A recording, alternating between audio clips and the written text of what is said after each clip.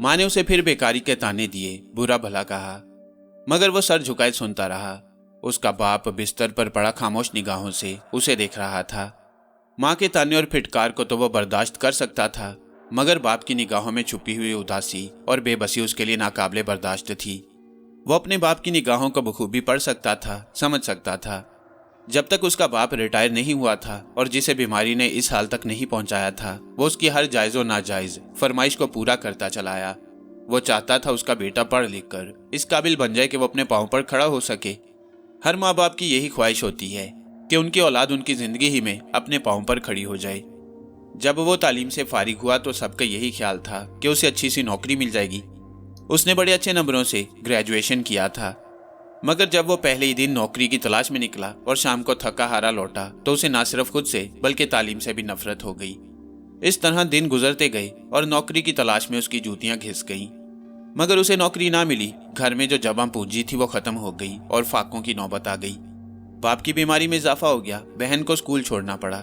फिर एक दिन उसकी माँ ने ना उसे झिड़का ना कोई ताना दिया, बल्कि उसके सामने झोली फैलाते हुए बोली, बेटे अब तो घर में फाके होने लगे हैं, कुछ करो, वरना तुम्हारा बाप बगैर दवाई मर जाएगा, तुम्हारी माँ बेवा हो जाएगी, तुम्हारी बहन घर में कवारी बैठी रहेगी। बस करो माँ, बस करो। तुम क्या समझती हो, मैं यूं ही घूम फिर कर घर लौट आता हूँ। तुम्हें क्या पता नौकरी के लिए कितने धक्के खाए हैं। कोई हुनर सीख लेता तो आज ये दिन देखना नसीब ना होते। ये कहते हुए उसकी आंखें भीग गईं। बस कर मेरे बेटे, बस कर। ये तो तुम्हारे बाप की ख्वाहिश थी, वो तुम्हें पढ़ा लिखा कर बड़ा आदमी देखना चाहते थे।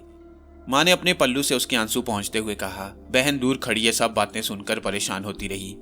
माँ मैं जानता हूँ, मैं बड़ा हो चुका हूँ। घर का बोझ अब्बा के कांधों से उतरकर मेरे कांधों पर आन पड़ा है। मुझे ये बोझ हर हालत में उठाना है, ख्वाहिश के लिए मुझे कुछ ही क्यों ना करना पड़े। ये कहते हुए वो दरवाजे की तरफ बढ़ा। माँ ने पीछे से आवाज दी, अनवर बेटे, तुम आज 2 रोज से बगैर कुछ खाए पिए ही घर से चले जाते हो। बाहर से कुछ खाते हो कि नहीं? माँ घर में क्या होता है जो मैं खाता, और बाहर मेरा कोई है जो मुझे खिलाएगा? तुम लोग भी तो आजकल फाकों पर गुजारा कर रहे हो। अनवर ने दरवाजे में खड़े होते हुए जवाब दिया, और फिर वो दरवाजा बंद करते हुए बाहर निकल गया। आज उसके कदम बहुत ढीले पड़ रहे थे। 2 रोज से उसने ना कुछ खाया था ना पिया। टांगों में कमजोरी तो आना थी, बस यही नहीं, चलते हुए उसका सर भी चकरा रहा था। मगर फिर भी वो चलता रहा, इस उम्मीद पर कि शायद आज कोई नौकरी मिल जाए। मगर अभी वो 2-3 दफ्तरों ही से धुतकार कर निकाला गया था कि उसकी हिम्मत जवाब देने लगी। उसे यूं महसूस होने लगा जैसे अब गिरा के अब गिरा, और इससे पहले कि वो चकराकर सड़क पर गिरता किसी ने उसके कंधे पर हाथ रख दिया। शायद तुम भूख की वजह से निढाल हो रहे हो, आओ मेरे साथ। ये कहते हुए उस शख्स ने उसे बाजू से थामा और करीब ही एक रेस्टोरेंट में ले आया। ये एक दरमियाने दर्जे के लोगों का होटल था। होटल में खासा रश था, मगर कोने की एक मेज खाली थी। वो शख्स अनवर को लेकर उस मेज पर जा बैठा और बैरे को 2 खाने का ऑर्डर दे दिया। अनवर ने उसे गौर से देखा। ये एक बूढ़ा शख्स था, उम्र कोई 60 बरस होगी, मगर जिस्म अब भी तवाना। आंखों में काफी चमक थी कि वो ज्यादा देर उसकी आंखों में आंखें डालकर ना देख सका और आंखें झुका ली। तुम मुझे हालात के मारे हुए लगते हो। मेरा ख्याल है तुम पढ़े लिखे भी हो, मगर शायद तुम्हें कहीं भी नौकरी नहीं मिली। इसमें तुम्हारा कसूर नहीं, तुम जैसे हजारों पढ़े लिखे लोग बेकारी का शिकार हैं। फिक्र न करो, सब ठीक हो जाएगा, उस शख्स ने कहा। उसी वक्त बेरे ने 2 प्लेटें गोश्त और रोटियां लाकर मेज पर लगा दी। पानी का जग और 2 गिलास भी रख दिए और जाने लगा। ठहरो, ये 1 प्लेट ले जाओ और मेरे लिए कोई सब्जी ले आओ। वो शख्स बैरे से मुखातिब हुआ। बैरे ने 1 प्लेट उठाई और फौरन ही सब्जी की 1 प्लेट लाकर मेज पर रख दी। आप गोश्त नहीं खाते? अनवर ने धीमे से पूछा। हाँ, मैं गोश्त नहीं खाता।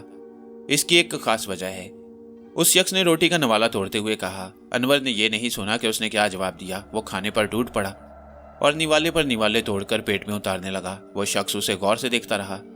उसकी आंखों में एक खास चमक थी जिसमें मक्कारी भी चमक रही थी, मगर अनवर यह सब कुछ नहीं देख सका। खाने के बाद चाय आ गई और जब ये लोग खा पी चुके तो उस शख्स ने काउंटर पर बिल अदा किया और अनवर को साथ लिए हुए एक सिमत चल पड़ा। अनवर सर झुकाए उसके साथ चल रहा था।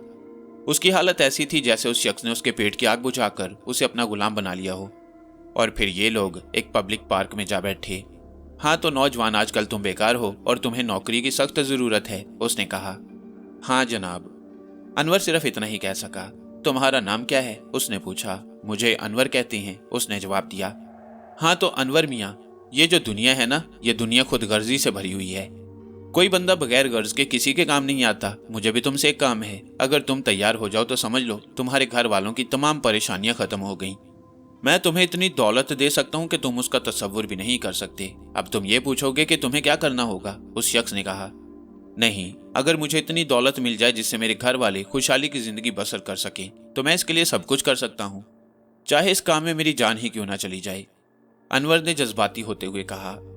यह सुनकर उस शख्स ने अपनी बगल में दबाई हुई एक पोटली बाएं हाथ में पकड़ी और उसे अनवर की तरफ बढ़ाते हुए कहा, लो अनवर मियाँ, ये कुछ सिक्के हैं, इन्हें ले जाकर अपने घर वालों के सुपुर्द कर दो, बल्कि उनकी आसाइशों का भी बंदोबस्त कर दो।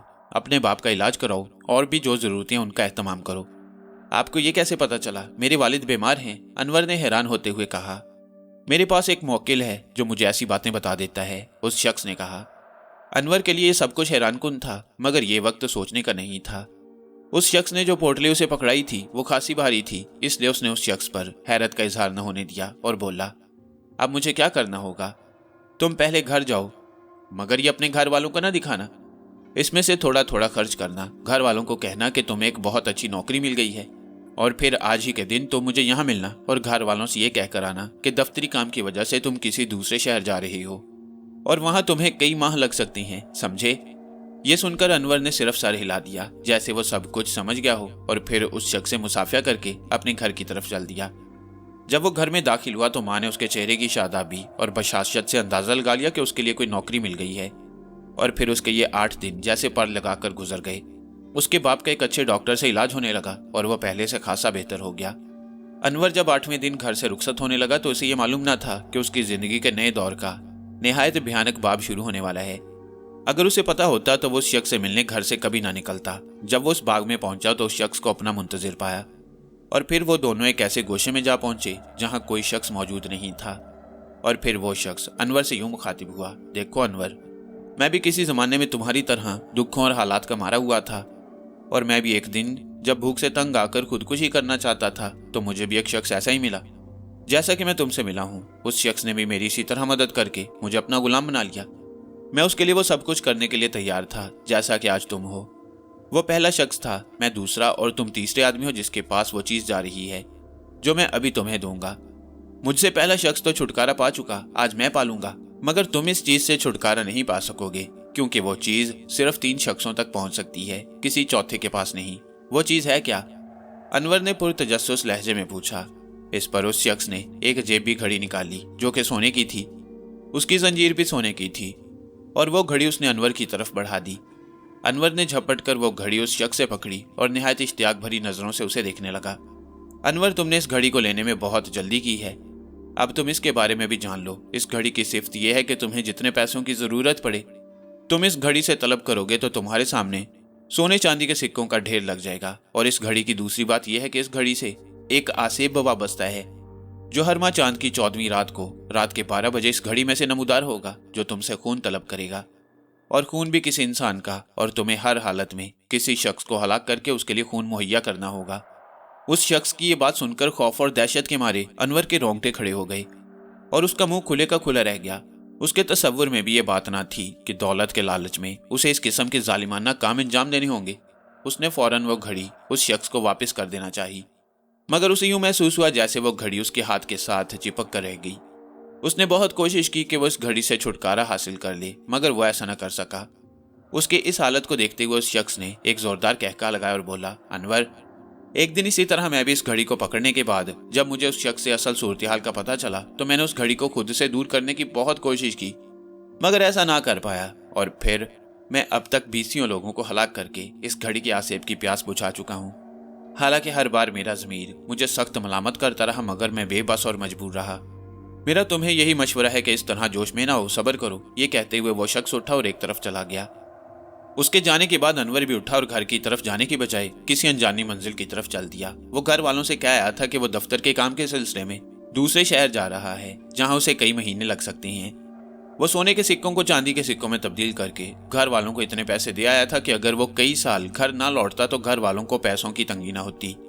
उसकी जेब में खासे पैसे थे, फिर भी उसने घड़ी को आजमाने के लिए जेब में से निकाला और एक वीरान जगह बैठते हुए बोला, ए घड़ी के आसेब, मुझे ढेर सारे चांदी के सिक्के चाहिए। उसके मुंह से इतना निकलना था कि छन छन करते हुए उसके सामने चांदी के सिक्कों का ढेर लग गया। वो घर से निकलते हुए एक ब्रीफकेस लेता आया था जिसमें उसने 2 नए जोड़े खरीद कर रख लिए थे। उसने वो कपड़े निकालकर हाथ में पकड़े और वो तमाम चांदी के सिक्के उस ब्रीफकेस में भर लिए और घड़ी को दोबारा जेब में रख लिया और फिर वो सीधा स्टेशन की तरफ चल पड़ा।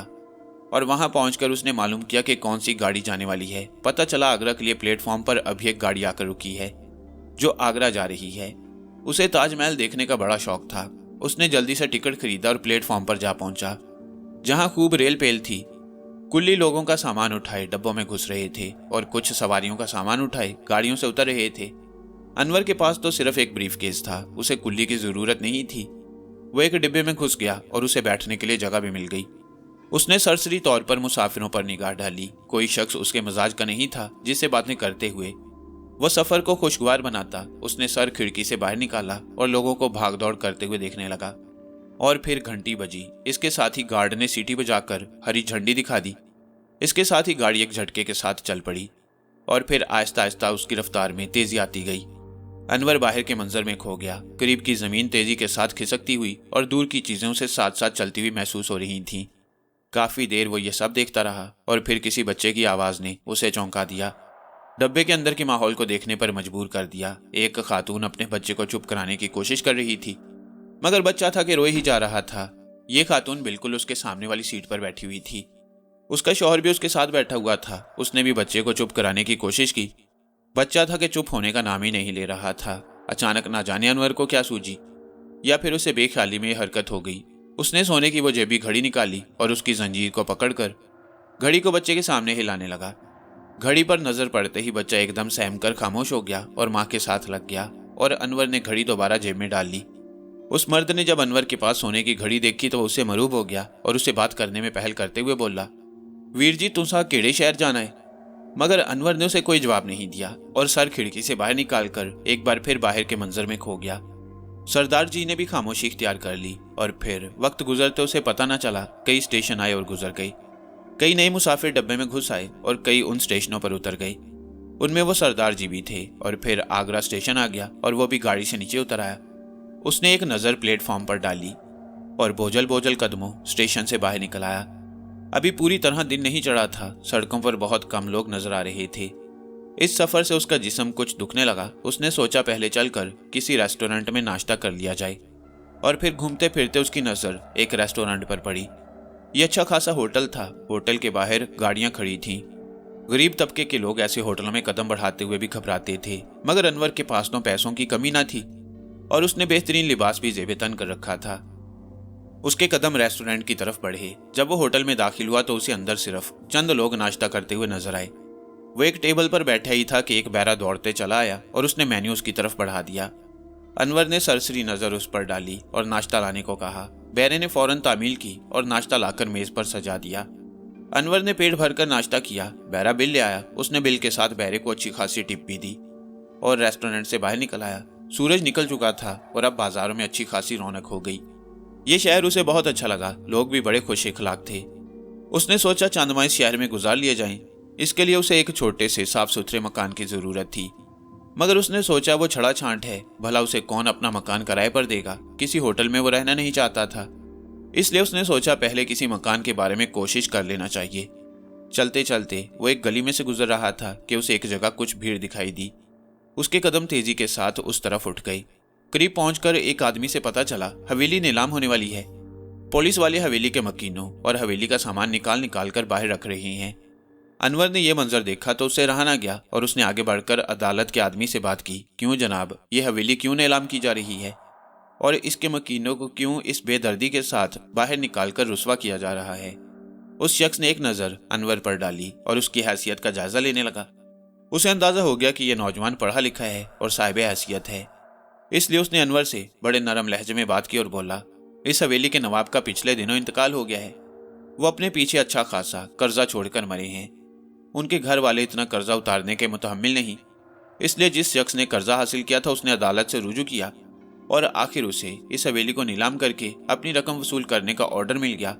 सो जनाब, अदालत के ऑर्डर की तकमील हो रही है, उस शख्स ने मुस्कुराते हुए कहा। अनवर ने हवेली वालों पर नजर डाली। एक उम्र रसीदा खातून 2 लड़कियां, एक छोटा लड़का निहायत अफसरदा हालत में बैठे थे। औरतें पर्दानशी थीं। एक बूढ़ा मुलाजिम भी उनके साथ मौजूद था, जो अपना नमक आखिरी वक्त तक निभाता नजर आ रहा था। नीलामी से पहले मैं ये मालूम कर लेना चाहता हूँ कि जिस शख्स ने दावा दायर करके अपनी रकम नीलामी के बाद वसूल करना चाही है, उसकी रकम कितनी निकलती है? अनवर ने उस शख्स से कहा। आप खुद उस शख्स से बात कर लें, वो सामने खड़े हैं। उस शख्स ने एक आदमी की तरफ इशारा करते हुए कहा, जो कि खुद भी कोई नवाब नजर आ रहा था। अनवर उस शख्स की तरफ बढ़ा। अस्सलामु अलैकुम जनाब। अनवर ने करीब पहुंचकर मुसाफे के लिए हाथ बढ़ाया। उस शख्स ने अनवर का हाथ थामा और फिर सीने के साथ लगाते हुए बोला, बेटे मुझसे कोई काम है? हाँ जनाब, मैं आपसे ये मालूम करना चाहता हूँ कि आपका नवाब साहब की तरफ कितना रुपया निकलता है। अनवर ने कहा। इस पर उस शख्स ने उचटती हुई एक नज़र अनवर पर डाली और बोला, मियाँ ये हमारा नवाब साहब का मामला था। अफसोस अब नवाब साहब नहीं रहे और मुझे भी उस रकम की शदीद ज़रूरत पड़ गई है। मैंने पहले तो बहुत चाहा कि नवाब साहब के करीबी अजीज़ों से ये रकम वसूल हो जाए, मगर बरखौरदार लोगों के खून ही सफ़ेद हो गए हैं। किसी ने भी एक कौड़ी देने की भी हामी नहीं भरी। मजबूरन मुझे अदालत से रुजू करना पड़ा। अगर मुझे ये रकम नहीं मिलती तो कल मेरी हवेली भी नीलाम हो सकती है। इस बात की मुझे बहुत शर्मिंदगी है। मगर बेटे तुम क्यों पूछ रहे हो? क्या तुम्हारा नवाब साहब से कोई रिश्ता है? उस शख्स की बात सुनकर लम्हे भर के लिए अनवर सोच में पड़ गया। फिर बोला, हाँ जनाब, मैं उनका दूर का रिश्तेदार हूँ। मेरे बाबा को जब नवाब साहब के इंतकाल के बाद इस हवेली के हालात का पता चला तो उन्होंने रकम देकर मुझे भेज दिया। वैसे तो वो खुद आना चाहते थे, मगर बुढ़ापे और बीमारी की वजह से मैंने ही मना कर दिया और खुद चला आया। अब आप बताएं, आपकी कितनी रकम बनती है? मैं अदा करने के लिए तैयार हूँ। अनवर की बात सुनकर उस शख्स ने अदालत के आदमी से कहा, मियाँ पुलिस वालों को मना कर दें कि वो सामान न निकालें, बल्कि ये सामान दोबारा जहाँ जहाँ से उठाया गया है दोबारा वहाँ रख दें, क्योंकि नवाब मरहूम के ये अजीज मेरी रकम अदा करना चाहते हैं। उसकी बात सुनकर अदालत के आदमी ने पुलिस वालों को हुक्म दिया कि तमाम सामान दोबारा वापस रख दिया जाए। ये हुक्म पाते ही जैसे पुलिस वालों में करंट दौड़ गया। उन्होंने वो सामान इतनी बर्क रफ्तारी से दोबारा हवेली के अंदर उसी मुकाम पर रख दिया जहां से उन्होंने उठाया था। हवेली के मकीन अनवर और उन नवाब साहब की बातें सुनकर हैरान हो रहे थे। मरहूम नवाब की बेवा ने पल्लू की ओर में से झांकते हुए अनवर को पहचानने की बहुत कोशिश की, मगर जब वो ना पहचान सकी तो अपनी बड़ी बेटी सायरा से बोली, बेटी क्या तुमने इस नौजवान को देखा जो खुद को हमारा रिश्तेदार जाहिर कर रहा है? मुझे नहीं जान पड़ता कि इसे मैंने कभी देखा हो। अम्मा, आज के ज़माने में कोई करीबी रिश्तेदार भी किसी की मदद नहीं करता, कोई गैर क्यों करने लगा? और फिर जितना रुपया बाबा ने नवाब शकूर का देना था, इतनी बड़ी रकम कोई गैर क्यों देने लगा? ज़रूर हमारे दूर के कोई रिश्तेदार हैं जिन्होंने अपने बेटे को हमारी मदद के लिए भेज दिया। बेटी की बात सुनकर नवाब की बेगम खामोश हो गई। नवाब शकूर मिर्ज़ा ने अनवर से कहा, मियाँ आप ज़रा घर वालों से कहें कि वो हवेली में चले जाएं और आप मेरे साथ मेरी हवेली चलें, रकम मैं आपसे वहीं वसूल करूँगा। अनवर उन लोगों की तरफ बढ़ा और उसने निहायत अदब से उन लोगों को सलाम किया और हवेली में जाने की फरमाइश की। नवाब मरहूम की बेवा ने निहायत शफकत के साथ सलाम का जवाब दिया और बोली, बेटे तुम नवाब शकूर के यहाँ रकम देने जा रही हो, कहीं उधर से ही वापस न चले जाना, कुछ दिन हमारे पास जरूर रहना। अनवर ने हामी भर ली और फिर नवाब शकूर मिर्जा के साथ उनकी टमटम पर सवार होकर उनकी हवेली गया। उसने जब उनसे पूछा, नवाब साहब आप रकम बताएं ताकि मैं वो अदा कर सकूं। ये कहते हुए उसने अपना ब्रीफ केस खोला तो चांदी के सिक्कों के उस ढेर पर नजर पड़ते ही नवाब साहब की आंखें चुंधिया गईं। अब आप बताएं आपको कितनी रकम गिन कर दूं? अनवर ने कहा, बेटे वैसे तो लाख रुपए से कुछ जायद ही हैं, मगर तुम पूरे 1 लाख दे दो, नवाब ने कहा। अनवर का ख्याल था कि ब्रीफ केस में इतनी रकम ना होगी, मगर उसकी उस वक्त हैरत की इंतहा न रही जब वो नवाब शकूर मिर्जा को 1 लाख सिक्के गिनकर दे चुका, मगर यूं जान पड़ता था जैसे ब्रीफ केस वैसे का वैसा भरा हो। ये बात नवाब साहब ने भी महसूस की, मगर उन्होंने अपनी इस हैरत को अनवर पर जाहिर न होने दिया और फिर उन्होंने अनवर को 1 लाख रुपए की वसूली रसीद लिखकर दे दी और बोले, मियाँ नवाबजादे तुमने अभी तक अपना नाम नहीं बताया, खादिम को अनवर कहते हैं। अनवर ने निहायत अदब से जवाब दिया। ये कहते हुए वो उठ खड़ा हुआ। नवाब साहब ने अपने कोचवान को बुलाकर उसे हुक्म दिया कि अनवर मियाँ को वहीं छोड़ाए और फिर अनवर टमटम पर सवार होकर उस हवेली में पहुंचा तो वहां उसकी खूब खातर मदारत हुई। अनवर ने सोचा बाकी रकम नवाब की मरहुमा के सपुर्द कर देनी चाहिए ताकि उनकी अमीराना जिंदगी में कोई खलल ना पड़े। और जब उसने वो ब्रीफ केस नवाब की बेवा के सपुर्द करना चाहा तो पहले तो उन्होंने बहुत इनकार किया, मगर फिर अनवर के असरार को देखते हुए उन्होंने सिक्कों भरा ब्रीफ केस अपनी बड़ी बेटी के सपुर्द कर दिया कि वो उसे हिफाजत से रख ले।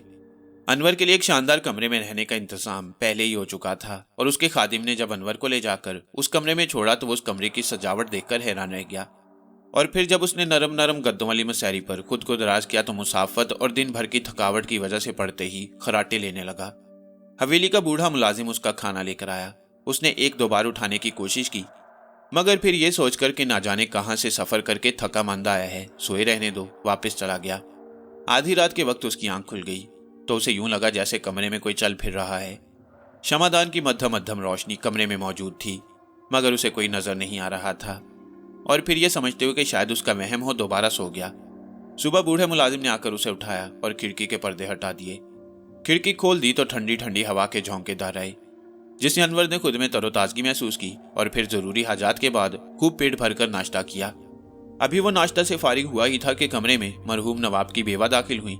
उन्हें देखते हुए अनवर उठ खड़ा हुआ। बैठो बेटे बैठो, उन्होंने शफकत भरे लहजे में कहा और अनवर बैठ गया। वो भी करीब ही पड़ी हुई एक कुर्सी पर बैठ गई। बेटे, तुम्हारे बाबा ने तुम्हें ये नहीं बताया कि हमारी उनसे क्या रिश्तेदारी है? उनका ताल्लुक नवाब मरहूम के रिश्ते से है या मेरे किसी अजीज से?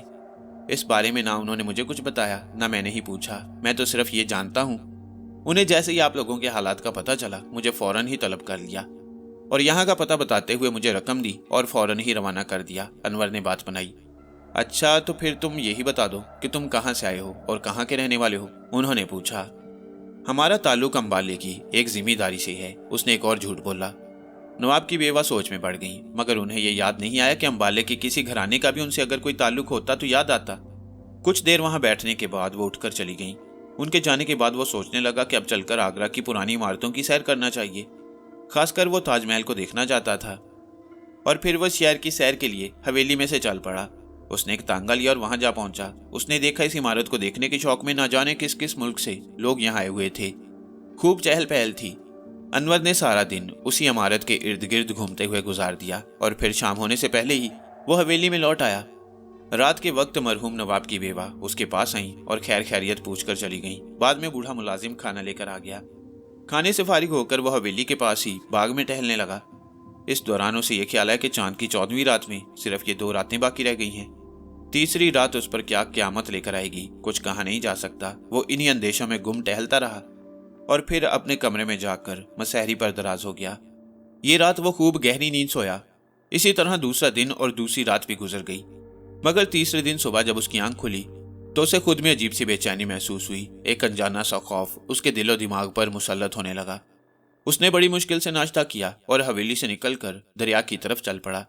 दरियाए जमुना के किनारे कुछ लोग नहा रहे थे, कुछ यूं ही चहलकदमी कर रहे थे। आसमान पर स्याह बादलों के टुकड़े इधर उधर फैले हुए थे।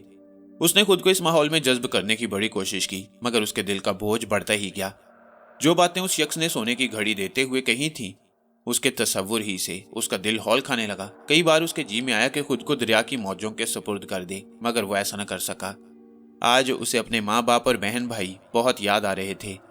उसकी आंखों में नमी उभर आई। वो कितनी ही देर बैठा रहा और अपनी किस्मत को कोसता रहा। इस दौरान उसकी निगाह सामने दूर ताजमहल पर पड़ी और फिर वो इस मंजर में खोकर रह गया। ना जाने कितनी देर वो इस मंजर में खोया रहा और फिर घूमते फिरते वो हवेली में लौट आया। ना जाने क्या बात थी, ये हवेली आज उसे निहायत पुरस्रार लगने लगी। हालांकि ये वही हवेली थी जिसमें रहते हुए आज उसे 4 रोज हो गए थे। घर के मकीन भी वही थे, उसके दरो दीवार भी वही थे। फिर ये तन्हापन उसे क्यों महसूस हो रहा था? और फिर जैसे ही सूरज गुरूब हुआ, हवेली में ऐसा सन्नाटा छा गया कि खिड़की की तरफ से आने वाली परिंदों की आवाजें भी मांद पड़ गईं। रात का खाना लेकर जब बूढ़ा मुलाजिम उसके कमरे में दाखिल होने लगा तो वो यकदम ठिठक कर रह गया। अनवर ने उसकी ये हालत देख ली और जब उसने कमरे में दाखिल होकर मेज पर खाना रखा और वापस जाने लगा तो उसने कमरे में चारों तरफ निगाहें दौड़ाईं। बाबा, क्या बात है? पता नहीं बेटे, ना जाने कमरे में क्या है, मेरा दिल क्यों हौल खाने लगा है। कमरे में दाखिल होते ही मुझे जैसे झटका सा लगा और मैं ठिठक कर रह गया। बूढ़े मुलाजिम ने खौफजदा लहजे में कहा, मगर बाबा, मुझे तो कोई ऐसा कुछ महसूस नहीं हो रहा। अनवर ने कहा, हालांकि अंदर से उसकी हालत उस शख्स से मुख्तलिफ ना थी। अनवर मियाँ, आज से पहले हमें भी इस कमरे में कभी कुछ महसूस नहीं हुआ, मगर आज तो जैसे पूरी हवेली पर किसी आसिफ का साया लहराने लगा है। यहाँ तक कि छोटी बीबी की पालतू बिल्ली भी म्याऊं म्याऊं करते हुए खौफजदा सी इधर उधर बेचैनी की हालत में फिर रही है। छोटी बीबी ने कई बार उसे उठाकर प्यार करना चाहा, मगर वो अपना आप छुड़ाकर भाग निकलती है। अस्तबल में बंधे हुए घोड़ों का भी यही हाल है। उन्होंने कई बार रस्सी छुड़ाकर भाग निकलने की कोशिश की। कोचवान ने बड़ी मुश्किल से उन पर काबू पाया हुआ है। हैरत की बात तो यह है कि आज बाग में दरख्तों पर बैठे हुए परिंदे भी गायब हैं। किसी परिंदे की आवाज सुनाई नहीं देती। ये कहते हुए बूढ़ा मुलाजिम कमरे में से निकल गया। अनवर पर इस बातों का गहरा असर हो रहा था। वो समझ गया कि यह सब इसी घड़ी के आसेब की वजह से है। उसका खाना खाने को दिल नहीं चाह रहा था, मगर उसने जबरदस्ती चंद नवाले जहर मार किए और उठकर कमरे में टहलने लगा। थोड़ी देर बाद मुलाजिम ने आकर बर्तन उठाए और खामोशी से चला गया। उसके जाने के बाद अनवर फिर टहलने लगा। आज से पहले वो खाने के बाद पास ही बाग में जाकर टहला करता था, मगर आज वो बाग में भी नहीं गया। टहलते हुए वो कई बार चौंक पड़ा, मगर इसके साथ ही वो मसहरी पर दराज हो गया और जल्द ही नींद की वादियों में जाग खोया। कोई आधी रात का वक्त होगा कि खिड़की से उसे किसी चीख की आवाज सुनाई दी। इसके साथ ही वो हड़बड़ाकर उठ बैठा। ये चीख किसी चमगादड़ की थी जो अभी अभी आकर एक दरख्त पर बैठी थी। सोने से पहले वो खिड़की बंद करना भूल गया था। उसने उठकर खिड़की बंद की और बिस्तर पर आकर बैठ गया। अभी चंद लम्हे ही गुजरे होंगे कि उसकी जेब भी घड़ी की टिक टिक करती आवाज में तेजी आने लगी। उसने जेब में से घड़ी निकालकर मसहरी के करीब पड़ी हुई मेज पर रख दी और उसे गौर से देखने लगा। और फिर उसने देखा घड़ी में से नीले धुएं की एक लहर बाहर निकली जो फैलते हुए एक हैवले की शक्ल इख्तियार कर गई। अब उसके सामने धुंधली धुंधली एक निहायत खौफनाक शक्ल सूरत का ढांचा मौजूद था। मैं प्यासी हूँ, मुझे खून चाहिए, मैं प्यासी हूँ, मुझे खून चाहिए, उस खौफनाक बदरू के मुंह से निकल रहा था। और अनवर था कि उसका सारा वजूद खौफ के मारे कांप रहा था। उसने चाहा कि फौरन ही कमरे से भाग उठे, मगर उसे यूं महसूस हुआ जैसे उसके पांव जकड़े गए हों। उसकी आंखें खौफ से फटी जा रही थी और दिल था कि उसकी धड़कन दूर तक सुनी जा सकती थी। और फिर हिम्मत करके उसने कहा, मैं खून कहाँ से लाऊं? तुम्हें दूर नहीं जाना पड़ेगा। नवाब की बेटियां नीचे कमरे में सोई पड़ी हैं। उनमें से बड़ी को पकड़कर पास ही बाग में ले आओ और तेजधार चाकू के साथ उसकी शारक काट दो और बस तुम्हारा इतना ही काम है, उस आसेब ने कहा। और फौरन ही अनवर के सामने उस लड़की का चेहरा घूम गया जिसकी एक झलक उसने पहले ही दिन में देखी थी। और वो चेहरा उसकी बहन सायरा से कितना मिलता जुलता था। नहीं, ये नहीं हो सकता, मैं ये खून नहीं कर सकता, अनवर ने परेशान होते हुए कहा। तुम्हें खून तो हर हालत में करना पड़ेगा, उस लड़की का नहीं तो किसी और का सही, मगर आज रात मुझे हर हालत में खून चाहिए, वरना सुबह होने से पहले पहले मैं तुम्हारा खून पी लूंगी। ये सुनकर अनवर पर ऐसी दहशत तारी हुई कि वो वहां से भाग उठा जैसे हजारों बलाएं उसके पीछे लगी हों। उसने पलट कर भी हवेली की तरफ नहीं देखा और भागते भागते अचानक उसे उस घड़ी का ख्याल आया। उसका ख्याल था कि वो घड़ी हवेली में छोड़ आया है। ये ख्याल लम्हे भर के लिए खुशकुन था, मगर फिर जैसे उसने जेब में हाथ डाला तो घड़ी जेब में मौजूद थी। इसके साथ ही किसी का खौफनाक कहकहा सुनाई दिया और आवाज उभरी, अनवर अब तुम भाग कर कहाँ जाओगे, मेरा तुम्हारा उम्र भर का साथ है। ये आवाज सुनकर वो एकदम रुककर खड़ा हो गया। दौड़ने की वजह से उसका सांस पूरी तरह फूल रहा था। चारों तरफ चांदनी फैली हुई थी। कहीं कहीं से किसी कुत्ते के भौंकने की आवाज आ जाती। तमाम रास्ते उसे कोई शख्स भी नजर नहीं आया। और फिर वह सड़क के किनारे एक दरख्त के नीचे दम भर के लिए बैठ गया। और फिर आहिस्ता आहिस्ता उसने खौफ पर काबू पा लिया और उसने दरख्त के साथ टेक लगाई। उसकी आंखें बोझल होने लगी और उसने आंखें बंद करके सो जाना चाहा कि क्रख्त आवाज दोबारा उभरी, यह सोने का वक्त नहीं, मुझे खून चाहिए, उठो और मेरे लिए किसी को हलाक करो। यह सुनकर वो उठ बैठा और एक तरफ चल दिया। अभी वो कुछ दूर ही गया होगा कि सामने से साइकिल पर उसे एक शख्स आता नजर आया, मगर उसने मुंह दूसरी तरफ फेर लिया। क्या करते हो, इसे रोको और मेरे लिए हलाक करो, मुझे खून चाहिए, खून। मगर मैं ऐसा नहीं कर सकता, अनवर ने चीखते हुए कहा। तुम्हें करना होगा, तुमने दौलत के लालच में खुद को मेरे हाथों बेच दिया है। अब तुम मेरे गुलाम हो, मैं जो चाहूं तुम्हें वही करना होगा। इस आवाज को सिर्फ अनवर ने ही सुना। उस शख्स ने सिर्फ अनवर की चीख सुनी और उसके करीब आकर वो साइकिल से उतर आया। क्यों भाई, तुम्हें क्या हुआ, तुम क्यों चीख रहे थे, क्या परेशानी है तुम्हें? अनवर ने गौर से उसे देखा। चांद की रोशनी में उसका चेहरा उसे साफ नजर आ रहा था। यह शख्स किसी कारखाने में मुलाजिम होगा और रात की ड्यूटी देकर वापस अपने घर बाल बच्चों में जा रहा है। यह तो मुझे खुद हालात का सताया हुआ लगता है। यह सोचते ही उसने कहा, चले जाओ यहां से, भाग जाओ, जल्दी करो। उसके मुंह में से बेसाख्ता निकला, ये क्या करते हो, मुझे इस शख्स का खून चाहिए हर हालत में। वो आवाज एक बार फिर उसके दिमाग में सुनाई दी। नहीं, मैं इसे कुछ नहीं कह सकता, यह शख्स बहुत मजलूम लगता है, वो बुड़बुड़ाया। भाई तुम किससे बातें कर रहे हो? उस शख्स ने परेशान होते हुए पूछा। किसी से नहीं, तुम भाग जाओ, तुम भाग जाओ। और फिर आवाज उसके हलक में घुट कर रह गई। उस आसेब ने उसके दिलो दिमाग पर कब्जा कर लिया। अनवर उस शख्स से खासा तनोमंद था, कद काठ उससे ज्यादा कवि था। इससे पहले कि वो शख्स खौफजदा होकर वहां से भाग उठता, अनवर ने उसकी गर्दन अपने दोनों मजबूत हाथों में दबोच ली और फिर एक हाथ जेब में डालकर जेबी चाकू निकाल लिया जो खासा तेज था, और फिर वो चाकू उस शख्स की शाहरग काटता हुआ दूसरी तरफ निकल गया। उस शख्स के गले में से ज़िबा किए हुए बकरे की आवाजें निकल रही थीं। खून निहायत तेजी के साथ बह रहा था, मगर खून का एक कतरा भी जमीन पर नहीं गिर रहा था। और जब उस शख्स के जिस्म से खून का आखिरी कतरा भी निकल गया तो उसकी लाश सड़क पर ढेर हो गई। इसके साथ ही अनवर होश में आ गया, क्योंकि आसेब ने उसे आजाद कर दिया। उसका दिलो दिमाग काम करने लग गया। उसने जो अपने सामने उस शख्स की बेजान लाश देखी तो वो चीख पड़ा। उसे पता चल गया था कि उसी आसेब ने यह सब कुछ उसके हाथों अंजाम दिया है।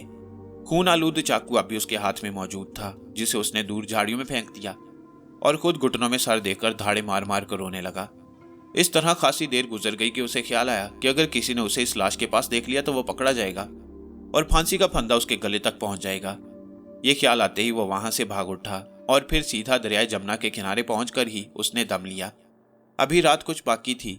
उसने अपने खून आलूद कपड़े दरिया के पानी में धोकर धब्बे साफ किए और दरिया के पानी में खूब नहाया और दोबारा गीले कपड़े पहनकर दरिया के किनारे किनारे दूर तक निकल गया। और फिर चलते चलते सुबह की सफेदी नमूदार हुई और आहिस्ता आहिस्ता उजाला फैलने लगा। वो सारा दिन वहशत ज़दा मारा मारा फिरता रहा। फिर वो शहर की तरफ चल पड़ा। उसकी हालत को देखकर कई लोगों ने उसे बड़े गौर से देखा। वो अंदर ही अंदर बहुत डर रहा था, क्योंकि उसके हाथ से एक खून हुआ था। गो इसमें उसका अपना कोई इरादा शामिल नहीं था, मगर सबूत तो सारे उसके खिलाफ जाते थे। खैर, उसने दिल को जरा मजबूत किया और सिले सिलाए कपड़ों की एक दुकान में चला गया। वहां से उसने अपने लिए एक शानदार जोड़ा खरीदा और फिर करीब ही एक हमाम पर पहले उसने शेव बनवाई और फिर नहाने के बाद लिबास तब्दील किया और पुराने कपड़ों की गठरी सी बनाई और हमाम के मालिक को पैसे अदा करके वहां से चलाया। कपड़े उसने एक गंदे नाले में फेंक दिए और फिर सीधा उस हवेली की तरफ चल दिया। वहां पहुंचा तो नवाब मरहूम की बेवा को अपना मुंतजिर पाया। उसने बड़ी हैरत का इजहार किया और बोली, अनवर मियाँ, क्या बात हुई? आप आधी रात को ही हवेली से कहीं चले गए बेटे? अगर कहीं जाना था तो हमें बता दिया होता, हमें फिक्र ना होती। अब क्या अर्ज करूं। अब ये अल्फाज उसके मुंह में ही थे कि बूढ़ा मुलाजिम जो अपनी मालकिन के करीब ही खड़ा था झट बोल उठा, मालिकन वही बात होगी। अनवर मियाँ खौफजदा होकर हवेली से निकल भागे होंगे। रात हमने देखा था ये बहुत खौफजदा थे। इनका क्या कहना, हम सब लोग भी तो खौफजदा हो रहे थे। हाँ कमाल मियाँ, तुम ठीक कहते हो। ना जाने इस हवेली को किसकी नजर लग गई है, आए दिन कुछ ना कुछ होता रहता है। नवाब की बेवा बोली और अनवर ने दिल ही दिल में खुदा का शुक्र अदा किया कि उसे कोई बात नहीं बताना पड़ी। और फिर वो अपने कमरे में चला आया और उस शख्स के बारे में सोचने लगा जिसका उसके हाथों खून हुआ था। उसके दिल में तरह तरह के ख्याल आने लगे। कभी वो सोचता उस शख्स के घर में ना जाने कितने लोग होंगे, हो सकता है उसके अलावा और कोई कमाने वाला ना हो। अगर ये बात हुई तो ये कितने जुल्म की बात होगी, ये सारा गुनाह मुझ पर होगा। इससे तो बेहतर था मैं और मेरे घर वाले भूखों मर जाते। इस सोच ने उसकी आंखों में नमी पैदा कर दी और वो खासी देर तक रोता रहा। और फिर दूसरे दिन वो उस सड़क पर पहुंचा जिधर से वो शख्स साइकिल पर चला रहा था। उस सिमत चलने लगा। उसे अंदाजा था कि वो शख्स जरूर किसी कारखाने या मिल में मुलाजिम होगा, इसलिए वो उसी तरफ चला गया। खासी दूर चलने के बाद उसे एक कारखाना नजर आया। आसपास और कोई कारखाना नहीं था, इसलिए अनवर उस कारखाने के गेट पर जा खड़ा हुआ। गेट पर 2 गनमैन मौजूद थे। गेट तो बंद था, गेट का छोटा दरवाजा खुला था। अनवर उन गनमैनों से बात करते हुए हिचकिचाया। उसने सोचा इनसे क्या बात करूं। उसे तो मरने वाले का नाम भी नहीं मालूम था। फिर उसने इधर उधर निगाह दौड़ाई तो गेट से हटकर उसे एक रेस्टोरेंट नजर आया। उसमें कोई ग्राहक मौजूद नहीं था। चूल्हों पर खाना वगैरह तैयार हो रहा था। वो समझ गया दोपहर के खाने की छुट्टी पर यहाँ रश होगा। कारखाने के अक्सर मजदूर छुट्टी के वक्त यहीं आते होंगे। और फिर वो वहां से चला आया और इधर उधर घूम फिर कर वक्त गुजारने लगा।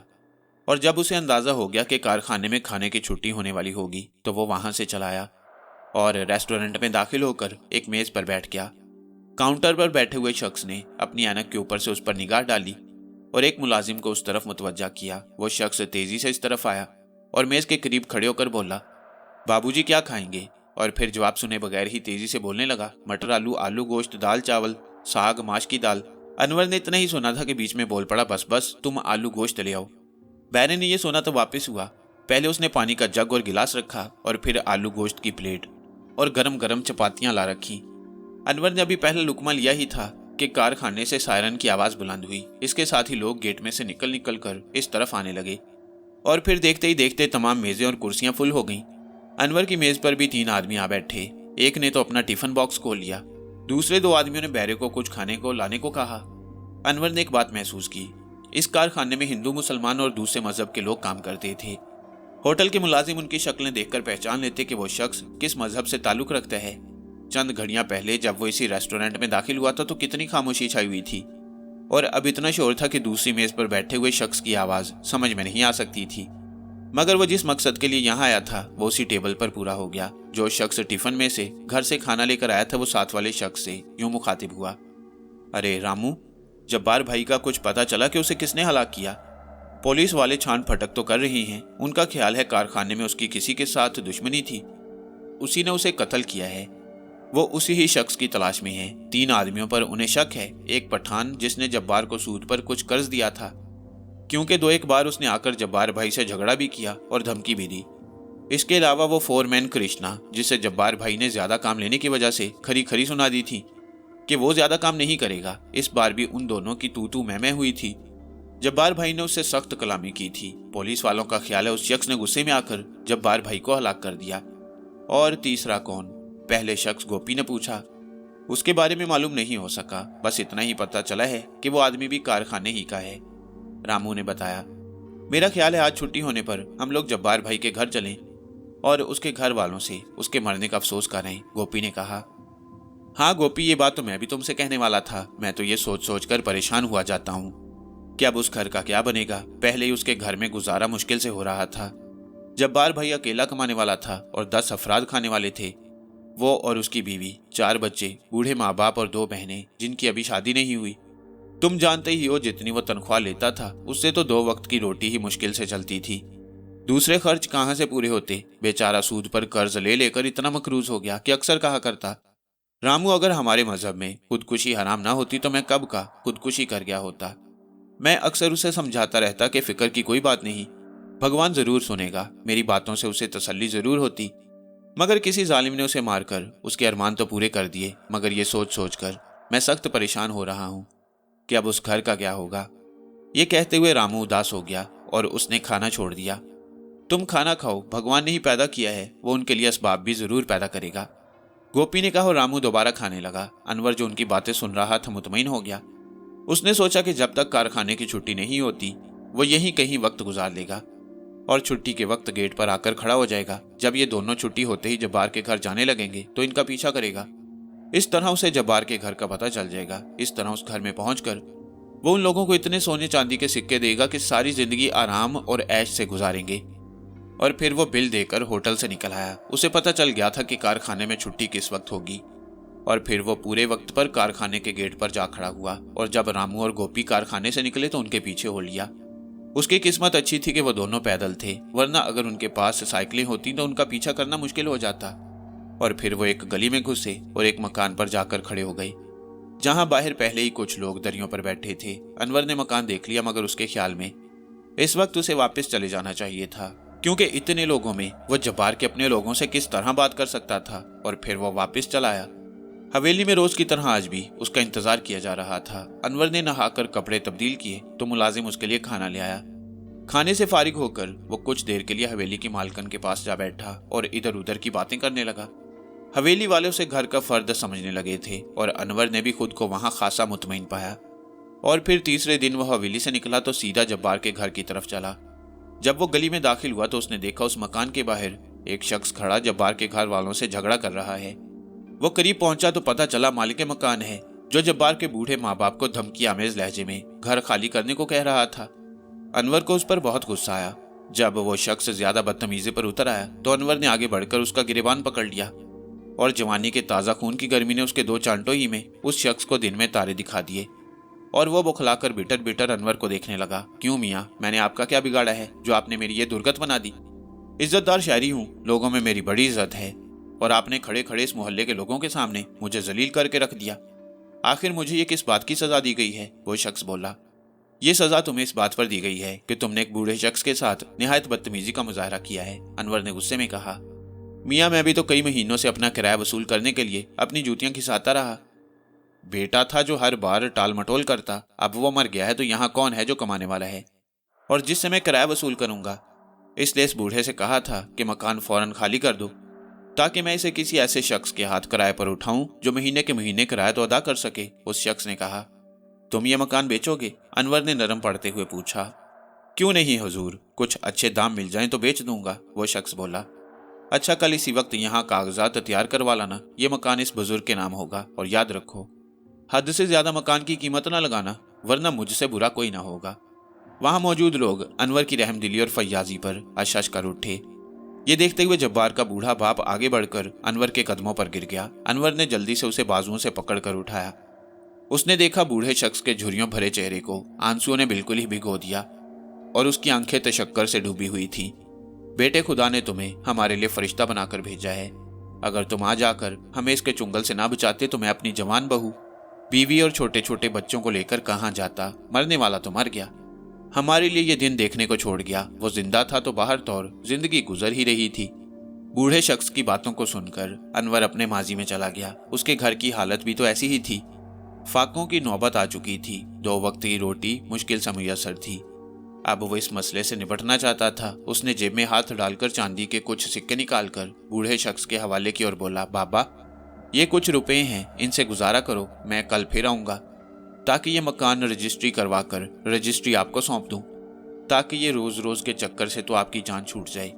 बेटा, ये जो कुछ तुम हमारे लिए कर रहे हो, हमारी तमाम नस्लें इसे कभी नहीं भुला सकेंगी और हमेशा तुम्हारे लिए दुआगो रहेंगी। और फिर अनवर वहां से चला गया। गो उसके जी का बोझ खासी हद तक कम हो चुका था, मगर वो अभी अपने आप को ही गुनाहगार समझ रहा था। जब्बार का चेहरा बार बार उसकी आंखों के सामने घूम जाता और फिर हवेली में पहुंचकर उसने हस्बे मामूल उसी तरह वक्त गुजारा और सुबह नाश्ते से फारिग होकर जब घर का मुलाजिम आकर खाने के बर्तन लेकर चला गया तो अनवर ने जेब में से घड़ी को निकाला और आसेब से इतने रुपयों का तकाजा किया कि उस घर की कीमत अदा करने के बाद उस परेशान हाल घराने के लिए और चंद बरसों के गुजारे के लिए कुछ हो सके। और फिर एक छनाके के साथ उसके बिस्तर पर सिक्कों का ढेर लग गया। वो सिक्के उसने एक थैली में डाले और लिबास तब्दील करके जब्बार के घर की तरफ चल दिया। वहां पहुंचा तो वहां मालिक मकान पहले ही मौजूद था। अनवर ने पूछकर जितनी रकम का उसने तकाजा किया था उसके हवाले की और रजिस्ट्री के कागजात जब्बार के वालिद के सपुर्द किए और जो सिक्के थैली में बाकी बचे थे वो भी उसे दे दिए और दुआएं लेता हुआ वहां से रुखसत हुआ। अब उसका दिल इस शहर से उचाट हो चुका था। उसने सोचा किसी और तरफ चला जाए। वो हवेली वालों को भी कुछ बताना नहीं चाहता था, इसलिए खामोशी के साथ एक लारी अड्डे पर जाकर एक लारी में सवार हो गया। उसकी मंजिल तो कोई नहीं थी, इसलिए किसी से ये पूछने की उसे जरूरत ना पड़ी कि भाई ये लारी कहाँ जाएगी। वो खामोशी के साथ एक कोने की सीट पर बैठ गया और एक बार फिर वो अपने घर वालों के बारे में सोचने लगा। उसकी बहन की मासूम सूरत, जिसे वो लाड से गुड्डो या गुड़िया कहकर पुकारा करता था, उसकी एक एक अदा याद आने लगी। और फिर ममता का वो चेहरा जिसने सारी जिंदगी खुद तो आराम दिए मगर हर वक्त उसकी देखभाल और खुशी के लिए, इस उम्मीद पर कि बड़ा होकर वो उन सब की खुशियों का सहारा होगा। और फिर अचानक उसकी निगाहों में गुस्सा भरा चेहरा उभरा, मगर वो जानता था इस सख्त चेहरे पर उसके बाप के दिल में उसके लिए कितना नरम गोशा है। उसके बाप ने उसकी जिंदगी बनाने के लिए ना दिन देखा ना रात, दिन की ड्यूटी और रात को ट्यूशन, और जो भी काम मिला वो उसने किया।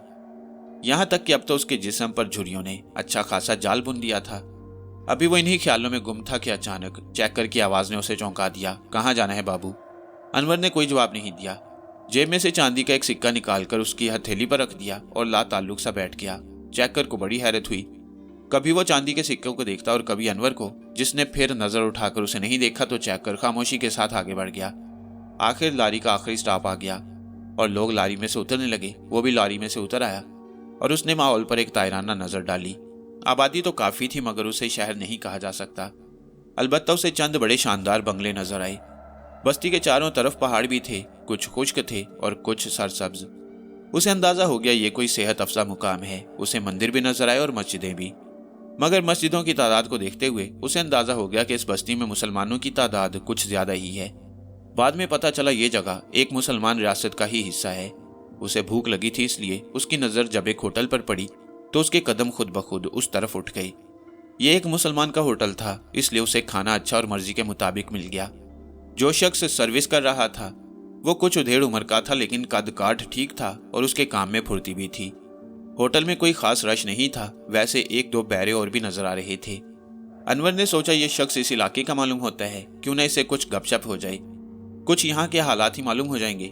और फिर जब वो शख्स खाने के बर्तन उठाकर ले जाने लगा तो अनवर बोला, बुजुर्गवार मेरे लिए चाय लाएंगे तो मेरी तरफ से अपने लिए भी ले आना। वो शख्स मुस्कुराता हुआ चला गया और फिर वो शख्स 2 कप चाय गरम गरम ले आया और मेज पर रखकर खड़ा हो गया।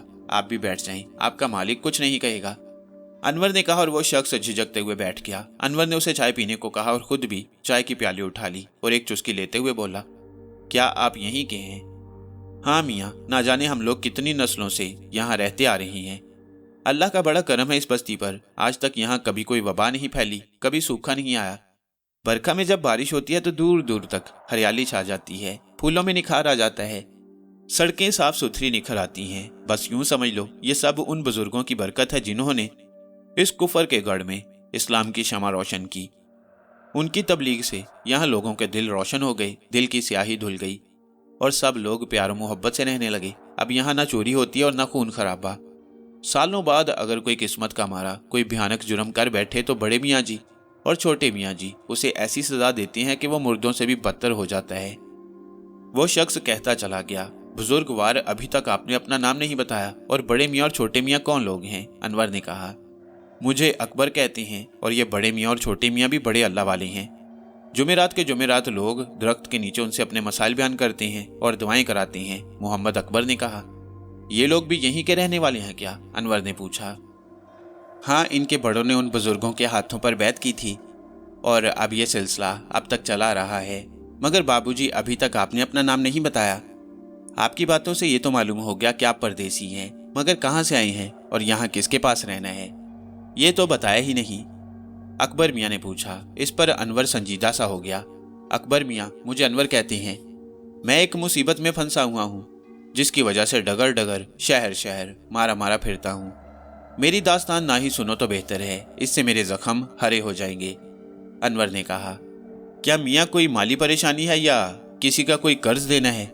मोहम्मद अकबर ने कहा, नहीं, ऐसी कोई बात नहीं, मेरे पास दौलत की कोई कमी नहीं। बस इंसान कभी ना कभी ऐसी मुसीबत किसी ऐसे जंजाल में फंस जाता है कि वो मरने के बाद ही उससे छुटकारा हासिल कर सकता है। मेरी मुसीबत तो ऐसी है कि वो अनजानी ताकत जिसने मुझे जकड़ा हुआ है खुदकुशी भी नहीं करने देती। अनवर ने गमजदा होते हुए कहा, मियाँ, तुम्हारी बातें सुनकर तो मैं खुद परेशान हो गया हूँ। तुम अपना पूरा हाल बताना नहीं चाहते। खैर, तुम एक नेक और दुखी इंसान हो और यहाँ हो भी परदेसी। अगर मुनासिब समझो तो मेरा गरीब खाना हाजिर है। मेरे घर में हम सिर्फ 3 अफराद हैं। एक मेरा पोता जो अभी 9 बरस का है, एक बीवी और मैं हूँ। यहाँ वक्त गुजारी के लिए काम करता हूँ, वरना खुदा का दिया इतना है कि 2 वक्त की रोटी चल सकती है। मेरा जाती घर है, एक आध कमरा भी खाली पड़ा है। मेरा ख्याल है मैं तुम्हें वहां ठहरा लूं। बूढ़े अकबर के चेहरे पर खलूस था। अनवर इनकार न कर सका और फिर अकबर ने अपने मालिक से छुट्टी ली और अनवर के नाना करते हुए भी बिल अपने खाते में डाला और अनवर को लेकर अपने घर की तरफ चल दिया। जिस मुकाम पर अकबर का घर था उसके पीछे बागात थे, खेत थे, मकान साफ सुथरा था, जिससे अंदाजा होता था मोहम्मद अकबर ने बहुत अच्छे दिन देखे होंगे। चलते चलते अनवर ने पूछा, अकबर मियाँ, आपके अजीज़ कारिब कहाँ कहाँ रहते हैं? मियाँ, अब तो दूर दूर तक कोई भी जिंदा नहीं बचा। मेरा हरा भरा घर था, बहन भाई थे, बेटा था, 2 पोते और 3 पोतियां थीं। सब यहाँ से खासी दूर एक मेले पर गए। वापसी में सैलाब ने आन घेरा, सभी उसमें डूब गए। मेरे एक हमसाये ने मेरे इस पोते दाऊद को बड़ी मुश्किलों से बचा लिया। बस अब यही मेरी नस्ल का एक ऐसा फर्द है जिससे ये नस्ल आगे बढ़ने की उम्मीद हो गई है। हम मियाँ बीवी बस अब उसके लिए जिंदा हैं ताकि ये बड़ा होकर पढ़ लिख कर किसी अच्छी सी नौकरी पर लगे और हम इसकी शादी करके अपने मालिक हकीकी से जा मिलें। ये कहते हुए उसकी आंखों में आंसुओं का सैलाब बह निकला। अनवर ने अफसोस का इजहार किया और मोहम्मद अकबर के कंधे पर हाथ फेरते हुए तसल्ली दी और बोला, अकबर मियाँ, यूं लगता है सारी दुनिया ही गमों से भरी हुई है, हर तरफ दुख ही दुख हैं। हाँ मियाँ, तुम ठीक कहते हो, मौला जिस हालत में भी रखे खुश रहने की कोशिश करना चाहिए, अकबर ने कहा और फिर वो एक गली मुड़ा। सामने ही उसका मकान था जिसके बाहर अकबर का पोता दाऊद 1-2 बच्चों के साथ खेलने में मसरूफ था। वो देखो मियाँ, वो नीले रंग की शर्ट में मेरा पोता दाऊद बच्चों के साथ खेल रहा है, अकबर ने बताया। अनवर ने देखा, बच्चा माशाल्लाह बहुत खूबसूरत था। वो लोग जब करीब पहुंचे तो दाऊद ने उन लोगों को बड़े अदब से सलाम किया और दादा ने जोश में आकर उसे गोद में उठा लिया और 2-4 प्यार करने के बाद बोला, दाऊद चलो बैठक का दरवाज़ा खोल दो। और फिर दरवाज़ा खुलते ही ये लोग उस कमरे में जा बैठे। बैठक खासी सजी हुई थी। कमरे में घर के अफराद की तस्वीरें भी लगी हुई थीं। अकबर बड़े फख्र से एक एक की तस्वीर हाथ रखकर उसे बता रहा था कि ये उसका बेटा, ये पोतियां, ये भाई और भावजें। इस दौरान उसकी आंखें भीगने भी लगती मगर वो जब्त कर लेता। शाम के खाने पर अकबर ने बड़ा एहतमाम किया। अच्छे अच्छे खाने अनवर के सामने रखे गए। अनवर हैरान था कि क्या ये होटल में काम करने वाले का घर है, और क्या कोई बेरा अपने किसी मेहमान की इतनी तवाज़े कर सकता है। मगर फिर उसे ख्याल आया, मोहम्मद अकबर ने खुद ही तो कहा था कि उसके पास खुदा का दिया हुआ सब कुछ है। ये तो वो वक्त गुजारने के लिए होटल में मुलाजिम हो गया है, वरना उसे कामकाज की कोई ज़रूरत नहीं। खाने के दौरान एक दो बार अकबर का पोता दाऊद उस कमरे में आया। वो अनवर को बड़ा प्यारा लगा। उसके दिल से दाऊद के लिए दुआएं निकली कि खुदा इसकी उम्र दराज करे। और फिर खाने से फरागत के बाद अकबर कुछ देर अनवर के पास रहा। कुछ देर गपबाजी होती रही। इस दौरान अकबर ने बातों बातों में अनवर के मसाइल जानने की कोशिश भी की, मगर अनवर बड़ी होशियारी के साथ टाल गया कि उसकी बातें सुनकर कहीं इस घराने के लोग परेशान न हो जाएं। और फिर जब रात खासी हो गई तो अकबर इजाज़त लेकर चला गया। अनवर ने लालटेन की लाइट हल्की कर दी और सोने की कोशिश करने लगा।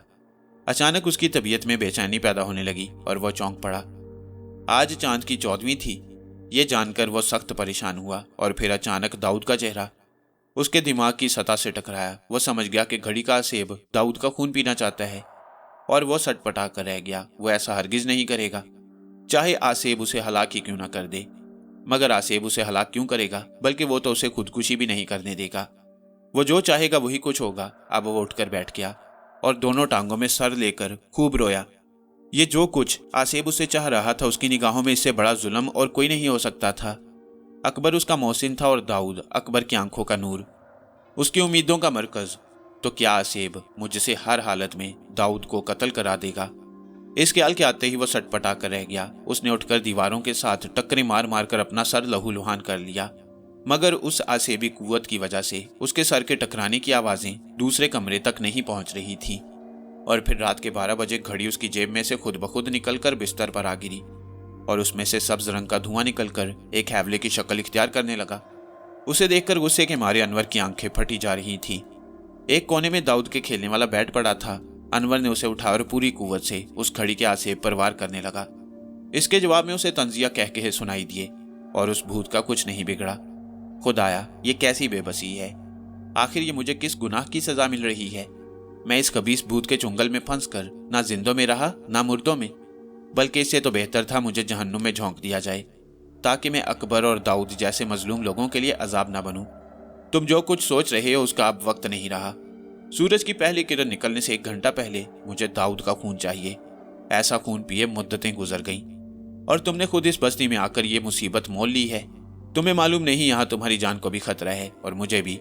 मेरी हस्ती बिल्कुल फना हो सकती है। अगर ऐसा हो सकता है तो इससे बढ़कर अच्छी बात क्या हो सकती है? अगर मेरी जान जाएगी, ये तो मेरी अपनी ख्वाहिश है, मुझे तो निजात मिल जाएगी। अनवर बहुत मुतमईन होकर बोला, मगर ऐसा होने नहीं दूंगा। अपने वक्त मुकर्रा पर तुम्हें मुझे हर हालत में इस बच्चे का खून देना होगा, और तुम मेरी ताकत आजमा चुके हो। मैं जो चाहूंगा, जैसा चाहूंगा, तुम्हारे हाथ पांव मेरे हुक्म के ताबे होंगे। तुम दूसरे कमरे में सोए हो, दाऊद को उठाकर बाहर बाग में ले जाओगे, और फिर अपने खंजर से उसकी शारग काटोगे, और मैं उसका खून पीकर 1 माह तक अपनी भरपूर ताकत में रहूंगा। मगर तुम्हारी ख्वाहिशें भी पूरी होती रहेंगी। भूत ने कहा, अब मैं कभी तुमसे कुछ तलब नहीं करूंगा, और ना ही तुम्हारा कहना मानूंगा। अनवर बोला, मगर वो जानता था कि वो जो कुछ कह रहा है वो खुद कर नहीं पाएगा, क्योंकि इस वक्त वो पूरी तरह इस आसेब के चुंगल में होगा। वो पहले ही देख चुका था, जब यह आसेब चाहता था उसके हवासे खमसा पर पूरा कंट्रोल हासिल कर लेता। सिर्फ उसकी रूह, उसका ज़मीर आज़ाद होता। मगर हवासे खमसा के काबू में ना रहने से उसकी रूह चीख तो सकती थी, उसका ज़मीर कचौके तो लगा सकता था, मगर उसकी मदद नहीं कर सकता था। ये रात अनवर सो ना सका। सारी रात उसने जैसे सूली पर गुजारी। उसकी आंखें अंगारा हो रही थीं, और वो अंदर ही अंदर लरज लरज जा रहा था। चलो, मैंने घर वालों को सिहर ज़दा कर दिया है। वो दिन चढ़ने से पहले हिलजुल भी नहीं सकेंगे। तुम साथ के कमरे में से मोहम्मद अकबर के साथ सोए दाऊद को कांधे पर उठाओ और पिछवाड़े बाग की तरफ चलो। आसेब ने अनवर को हुक्म दिया, और अनवर गोया मशीन की तरह उठा और किसी रोबोट की तरह मोहम्मद अकबर के कमरे का दरवाज़ा खोलकर उसमें दाखिल हो गया। कमरे में सिर्फ 2 चारपाइयाँ थीं। एक पर अकबर की बीवी सोई हुई थी, और दूसरे पर अकबर दाऊद के साथ था।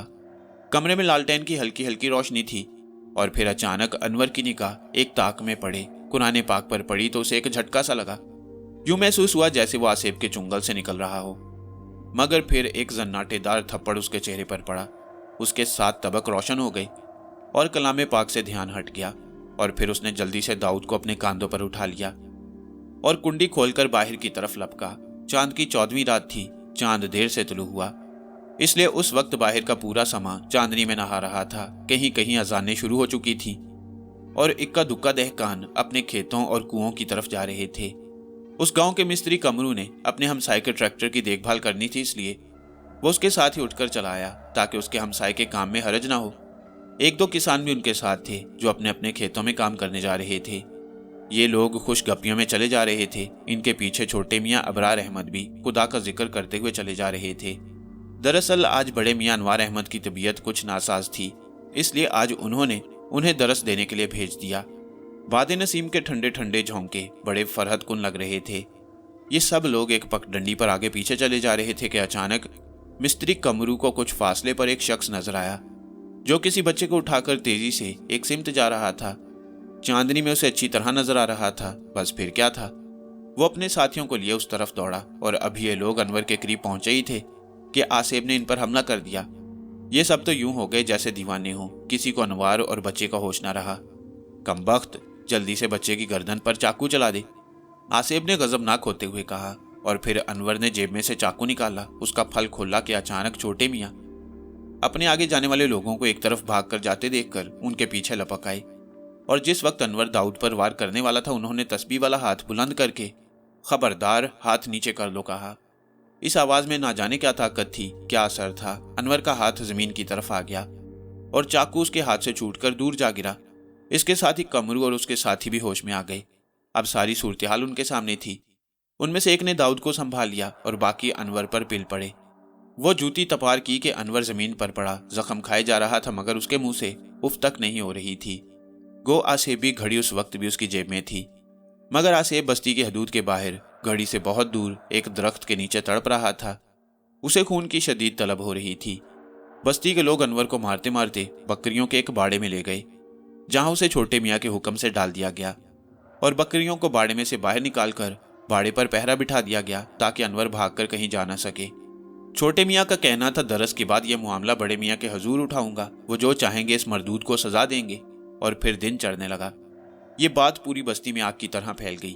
उधर मोहम्मद अकबर की जबान खुली तो वो हड़बड़ाकर उठ खड़ा हुआ। उसकी बीवी ने जब दाऊद को दादा के साथ ना देखा तो उसकी परेशानी की भी हद न रही। इतने में मोहम्मद अकबर के जानने वाला एक शख्स दौड़ा आया और वो दरवाजे को जोर जोर से पीटने लगा। अकबर ने आगे बढ़कर दरवाजा खोला जो कि पहले ही से खुला हुआ था। अरे चाचा, तुम्हारा दाऊद बच गया। वो एक शख्स उसे खेतों में ले जाकर जिबा करने वाला था कि लोगों ने देख लिया और उसे बचा लिया। उस शख्स की बात सुनकर अकबर दूसरे कमरे में गया, मगर वहां अनवर मौजूद नहीं था। उसके दिल को बड़ा धचका लगा। वो अनवर के बारे में ये सोच भी नहीं सकता था कि वो इतना बड़ा जल्लाद और मोहसिन कुश इंसान होगा। और फिर वो उस शख्स के साथ इस मुकाम पर पहुंचा। दाऊद उस वक्त छोटे मियाँ की गोद में बैठा हुआ था और छोटे मियाँ दरस के बाद दुआ करा रहे थे। लोग उनकी तरफ मुसाफे के लिए बढ़े। अकबर जैसे उनके करीब हुआ, उन्होंने दाऊद को उसकी गोद में दे दिया और बोली, अकबर मियाँ, किस्मत अच्छी थी जो बच्चा बच गया, वरना उस मरदूद ने तो इस मासूम की गर्दन पर छुरी चला दी थी। हजूर, ये सब आपकी दुआओं और बरकतों की वजह से है, अकबर ने न्याजमंदाना अंदाज में कहा। सुना है उस शख्स को तुमने खुद अपने मकान में मेहमान ठहराया था? छोटे मियाँ बोले, हाँ हजूर, बड़ा ही दुखी लगता था, चेहरे से शराफत भी टपकती थी। मेरा तो अब भी दिल नहीं मानता कि वो शख्स ऐसी गिरी हुई हरकत कर सकता है। बहरहाल खुदा ने मेरे लाल को बचा लिया, अब वो जाए जहन्नुम में, मुझे उससे क्या लेना देना, मोहम्मद अकबर ने कहा। अकबर मियाँ, अभी तो उस शख्स का मुकदमा बड़े साईं के हजूर पेश होगा। अगर उसने दाऊद को कत्ल कर दिया होता तो फिर तो पुलिस केस बनता। अब चूंकि बच्चा महफूज है, उसका फैसला बड़े साईं ही करेंगे, छोटे मियाँ ने कहा। और फिर ये लोग बकरियों के उस बाड़ की तरफ चल दिए जहां बस्ती के सैकड़ों नहीं हजारों लोग जमा हो चुके थे। उनमें बच्चे भी थे, औरतें भी। लोगों की ठोकरों से अनवर की आंखों के ऊपर के हिस्से सूज चुके थे, जगह जगह खून जम चुका था। ऊपर का होंठ तो फटकर और भी भद्दा हो गया। अभी छोटे मियाँ वहां पहुंचे नहीं थे कि करीब ही के घर से एक नौजवान लड़की सफेद चादर ओढ़े निकली। उसकी अभी नई नई शादी हुई थी और दूर देश से ब्याही आई थी। उसका खामद काम पर गया था तो वो अपनी पड़ोसन के साथ उस जालिम शख्स को देखने निकली जिसकी दरिंदगी की कहानी पूरी बस्ती में फैल चुकी थी। और जब वो औरतों को हटाती हुई आगे बढ़ी तो उसका दिल धक से रह गया। गो वो शख्स को पहचान ना सकी, मगर ना जाने उस शख्स में क्या बात थी कि उसे देखते ही उसके दिल की धड़कन इतनी बढ़ गई जैसे कि अभी उसका दिल सीने में से निकलकर बाहर आ जाएगा। उसने दिल में सोचा, आखिर ये कौन है? इसके लिए मेरे दिल में इतनी हमदर्दी क्यों होने लगी है? क्या ये वजह तो नहीं कि लोगों ने मार मार कर इसकी ये हालत बना दी है? वो उसके ना पहचाने जाने वाले चेहरे को बार बार देख रही थी और फिर उसी वक्त अनवर की अधखुली आंखों ने उसे देखकर पहचान लिया। ये उसकी गुड़िया बहन आसिया थी और फिर शर्मिंदगी के मारे उसने अधखुली आंखें भी बंद कर दी। उसका दिल चाहा कि वो फूट फूट कर रोए और बहन को बताए कि वो बेकसूर है, मगर वो ऐसा भी नहीं कर सकता था। उसे इस बात का अंदाजा तो हो गया था कि उसकी गैर मौजूदगी में उसके घर वालों ने उसकी शादी कर दी। उसकी माँ के कई सगे रिश्तेदार थे जो कई बार गुड़िया का रिश्ता मांग चुके थे, मगर उसका बाप अपनी बेटी को पढ़ाना चाहता था। फिर ना जाने क्या हालात पेश आए होंगे जो गुड़िया की शादी यहाँ कर दी गई। उसे एक बात की खुशी थी कि लोगों की मार की वजह से जो उसकी शक्ल बिगड़ चुकी थी, अगर ऐसा ना होता तो उसकी बहन उसे जरूर पहचान लेती, और जब उसके ससुराल वालों को उसके बारे में पता चलता तो ना जाने वो उसके साथ क्या सलूक करते। और फिर इसी दौरान छोटे मियाँ अकबर और दूसरे लोगों के साथ वहां आ गए और फिर छोटे मियाँ के हुक्म से लोगों ने अनवर को उठाया और बड़े मियाँ के आशियाने की तरफ चल दिए। बड़े मियाँ की नजर जब अनवर पर पड़ी तो वो घबरा कर उठ खड़े हुए और अपने छोटे भाई को डांटने के अंदाज में बोले, अकबर मियाँ, ये तुम लोगों ने क्या जुल्म किया? इस बेचारे की ये क्या हालत बना दी कि इसे जानने वाले भी इसे देखकर पहचान ना सके? भाई साहब, ये बहुत जालिम बल्कि कातिल शख्स है। इसने मेरे सामने एक मासूम बच्चे को कत्ल करना चाहा, मगर गांव के आदमियों की आवाज सुनकर इसके हाथ से चाकू गिर गया। अगर चल जाता तो एक मासूम जान चली जाती। अकबर मियाँ ने कहा, तुम गलत समझे हो अकबर मियाँ, तुम्हारे अंदर की आंखें अभी इस काबिल नहीं हुई जो असल हकीकत को जान सकें। ये तो खुद एक मजलूम शख्स है। ये खुद तो बहुत नेक है, मगर एक आसेब ने इसके दिलो दिमाग पर कब्जा किया हुआ है। जब वो चाहता है इसका जहन, इसके हाथ पांव इसके कब्जे में नहीं रहते। इसने लोगों पर यह जुल्म देखते हुए कई बार खुद को हलाक करने की कोशिश भी की, मगर नाकाम रहा। इसके हाथ पांव भी इसके इख्तियार में नहीं थे। ये अपने आप खुद को हलाक भी नहीं कर सकता। बड़े मियाँ ने बताया तो छोटे मियाँ हैरान हो गए। वो अपने बड़े भाई की पहुंच को जानते थे, उनके दर्जात को पहचानते थे। वो समझ गए कि यह शख्स मजलूम है। उसकी आंखें अभी वहां तक नहीं पहुंच सकी जहां उनके भाई ने सब कुछ देख लिया। उसने फौरन ही अपने खास खादमों को हुक्म दिया कि डॉक्टर को लाया जाए और इस शख्स को नहलाकर हमारी लिबास में से कोई जोड़ा पहना दिया जाए। फौरन ही हुक्म की तामील हुई और अनवर को हमाम में ले जाया गया, जहां उसने बड़ी मुश्किल से गुस्ल किया। उसके जख्म पानी के चंद छींटों ही से दुखने लगते। अनवर ने नया जोड़ा पहना और हमाम से बाहर निकल आया। डॉक्टर ने जख्मों पर मरहम लगाकर पट्टी वगैरह कर दी और उसे रहने के लिए कमरा दे दिया गया। दोनों मियाँ सुबह शाम उसकी तीमारदारी के लिए आते, उसकी खैर खैरियत दरियाफ्त करते। पूरी बस्ती में ये बात मशहूर हो गई कि मुसाफिर के सर पर कोई आसेब है। वो तमाम हरकत उस आसेब की थी। अनवर ने कुछ नहीं किया। ये बात उसकी बहन के कानों तक भी पहुंची तो वो खुश हो गई। उसे ये भी पता चल गया था कि वो मियाँ साहब का मेहमान है और उसकी खूब आवभगत हो रही है। मियाँ साहब की हवेली में औरतों मर्दों का आना जाना लगा रहता। सब लोग दुआएं करवाने आते थे। अनवर की बहन ने अपने शौहर से इजाजत ली कि वो उस मुसाफिर से मिलने मियाँ साहब की हवेली जाना चाहती है। खैर तो है, मैं कई रोज से देख रहा हूँ तुम अक्सर अड़ोस पड़ोस की औरतों से उस शख्स की बातें करती रहती हो, जैसे तुम्हें उससे बहुत हमदर्दी हो गई हो। मगर आखिर में वो है तो गैर महरम। जाना चाहती हो तो चली जाओ, मगर मुझे ये बात अच्छी नहीं लगेगी। आप क्या कहते हैं? वो कोई गैर महरम नहीं, मेरा अपना सगा भाई अनवर है। अपनी बीवी की जुबानी ये सुनकर उसका मियाँ चौंक पड़ा और बोला, तुम्हें ये कैसे पता चला? मैंने तो उन्हें कई रोज पहले देख लिया था, मगर उन दिनों पूरी बस्ती उनके खिलाफ थी। सभी लोग उन्हें कातिल समझ रहे थे। मैंने सोचा अगर ये बात मैंने कह दी तो आप मुझसे सख्त नफरत करने लगेंगे कि मैं एक कातिल की बहन हूँ। तुमने मेरे अंदाजे में गलत अंदाजा लगाया। मैंने पहले दिन से अंदाजा लगा लिया था कि ये शख्स बेकसूर है। अब जब ये पता चला कि वो अनवर भाई हैं तो यकीन करो मेरा दिल चाहता है मैं दौड़ कर जाऊं और उन्हें अपने घर ले आऊं। और फिर उस दिन अनवर के बहनोई कामरान ने छुट्टी की और माँ की इजाज़त से अपनी बीवी को लेकर मियाँ साहब की हवेली की तरफ चल दिया। मियाँ साहब अपने अकीदतमंदों के दरमियान बैठे हुए दरस दे रहे थे। उनकी नज़र जब इन दोनों पर पड़ी और फिर कुछ देर तो उन्हें देखते रहे। फिर अपने खादिम से कहा, इन्हें अनवर मियाँ के कमरे में ले जाओ। कामरान तो पहले ही जानता था बड़े मियाँ साहब करामत वाले बुजुर्ग हैं और उन्हें कशफ बहुत हुआ करता है। वो खामोशी के साथ उस खादिम के पीछे चल दिए और जब खादिम ने अनवर मियाँ के कमरे पर दस्तक दी तो अनवर ने आकर दरवाज़ा खोला और फिर वो कामरान को भी पहचान गया जो अपनी माँ के साथ उनके यहाँ आ चुका था। गुड़िया तो भाई को देखकर जब्त न कर सकी और भाई के गले मिलकर खूब रोई। कामरान भाई अंदर आकर बैठे तो कुछ बताऊं, अनवर ने कहा। मुलाजिम तो वापस चला गया। ये लोग बेफिक्र होकर बातें करने लगे। अनवर बोला, कामरान, जहां तक मैं जानता हूं या सेब मरने के बाद ही मेरा पीछा छोड़ेगा। अब भी वो बस्ती के बाहर मौजूद है। नहीं भाई, तुम हमारे मियाँ साहब को नहीं जानते। ये बहुत बड़े बुजुर्ग हैं। खुदा ने चाहा तो ये आसेब को, जिसने आपकी जिंदगी अजीरन करके छोड़ी है, जरूर भगा देंगे। उस वक्त बड़े मियाँ कमरे में दाखिल हुए और बोले, नहीं कामरान, अनवर मियाँ ठीक कहती हैं। दरअसल उस आसेब का हमारी दुनिया से ताल्लुक नहीं, यह आसेब मिस्र से आया है और एक बहुत बड़ी शैतानी कुव्वत का असीर है। अगर वो इसको छोड़े तो फिर इससे छुटकारा हासिल करना मुश्किल नहीं होगा और इसके लिए अनवर को मिस्र जाना पड़ेगा। ये कहते हुए बड़े मियाँ कालीन पर बैठ गए, क्योंकि उनको देखकर वो सब लोग अदब से खड़े हुए थे और फिर बड़े मियाँ के इशारे पर वो लोग भी बैठ गए। बड़े मियाँ कुछ देर सर झुकाए बैठे रहे और फिर सर को उठाते हुए बोले, अनवर मियाँ, अभी वो वक्त नहीं आया कि तुम्हारी मुश्किलें हल हों। सबसे पहले तुम्हें उस शख्स को तलाश करना होगा जिसने आसेबी घड़ी उस शख्स को दी जिसने तुम्हारे सुपुर्द की। मगर मियाँ साहब, मैंने तो उसे देखा ही नहीं था, अनवर बोला। तुम अपनी आंखें कुछ देर के लिए बंद करो, वो शख्स तुम्हारे सामने आ जाएगा। तुम उसका हुलिया और चेहरा खूब ज़हन नशीन कर लेना। वो जब भी कहीं तुम्हें नजर आएगा तो तुम उसे फौरन पहचान लोगे। फिर अनवर ने मियाँ साहब के कहने पर आंखें बंद की तो एक शख्स उसके सामने आ गया। अनवर ने अच्छी तरह उसकी शक्ल और हुलिया ज़हन नशीन कर लिया और मियाँ साहब ने जब आंखें खोलने को कहा तो उसने आंखें खोल दी। क्यों मियाँ, अगर ये शख्स कहीं भी तुम्हें नजर आएगा तो इसे पहचान लोगे? हाँ मियाँ साहब, इस शख्स का चेहरा पूरी तरह मेरे जहन पर छा चुका है और जब भी ये शख्स मेरे सामने आया मैं इसे आसानी से पहचान लूंगा, अनवर ने कहा। अनवर, अब मेरी बात गौर से सुनो। घड़ी का आसेब तुम्हारा कभी पीछा नहीं छोड़ेगा। अगर तुम ये समझते हो तुम यहाँ महफूज हो तो ये गलत होगा। तुम वक्ती तौर पर यहाँ महफूज हो, मगर अगले चांद की 14वीं तारीख को वो किसी न किसी तरह तुम्हें इस हल्के से निकाल कर ले जाएगा। मैं भी यही चाहता हूँ।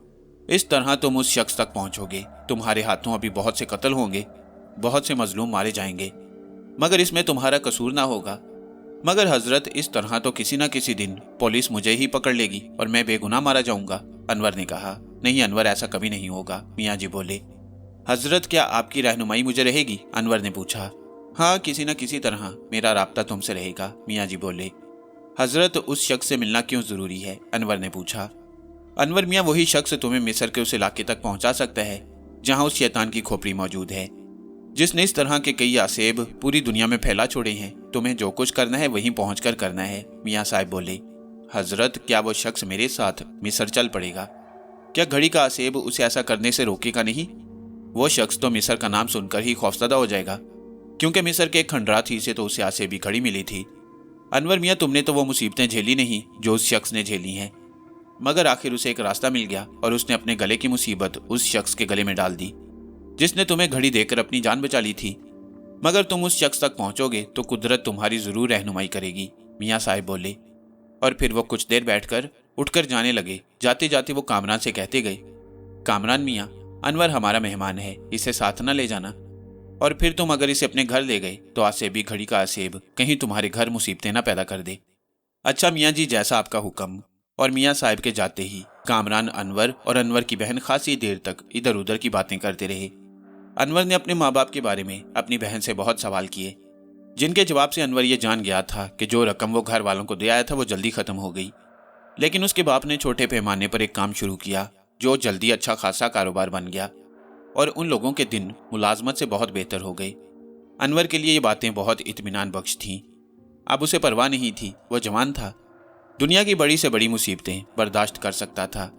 और फिर कामरान और उसकी बीवी भी चले गए, मगर वो हर रोज उसे मिलने जरूर आते। इस तरह दिन गुजरते गए।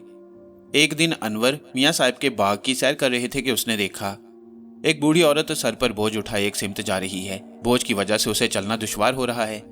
अनवर से रहा ना गया और उसने आगे बढ़कर उस बुढ़िया का बोझ उठा लिया। बुढ़िया ने उसे दुआएं दी और आगे आगे चलने लगी। अनवर को पता भी ना चल सका कि वो मियाँ जी के इलाके से बाहर निकल आया है। बस मियाँ, मेरा सामान यहीं रख दो, ये सामान मेरा नहीं है, किसी का है, जो मुझे यहाँ तक पहुँचाना था, जिसके एवज उस औरत ने मुझे चांदी के ढेर सारे सिक्के दिए। बुढ़िया की ये बात सुनकर अनवर चौंक पड़ा, क्योंकि वो समझ गया था कि वो दोबारा आसेबी घड़ी के आसेब के पंजे में आ चुका है।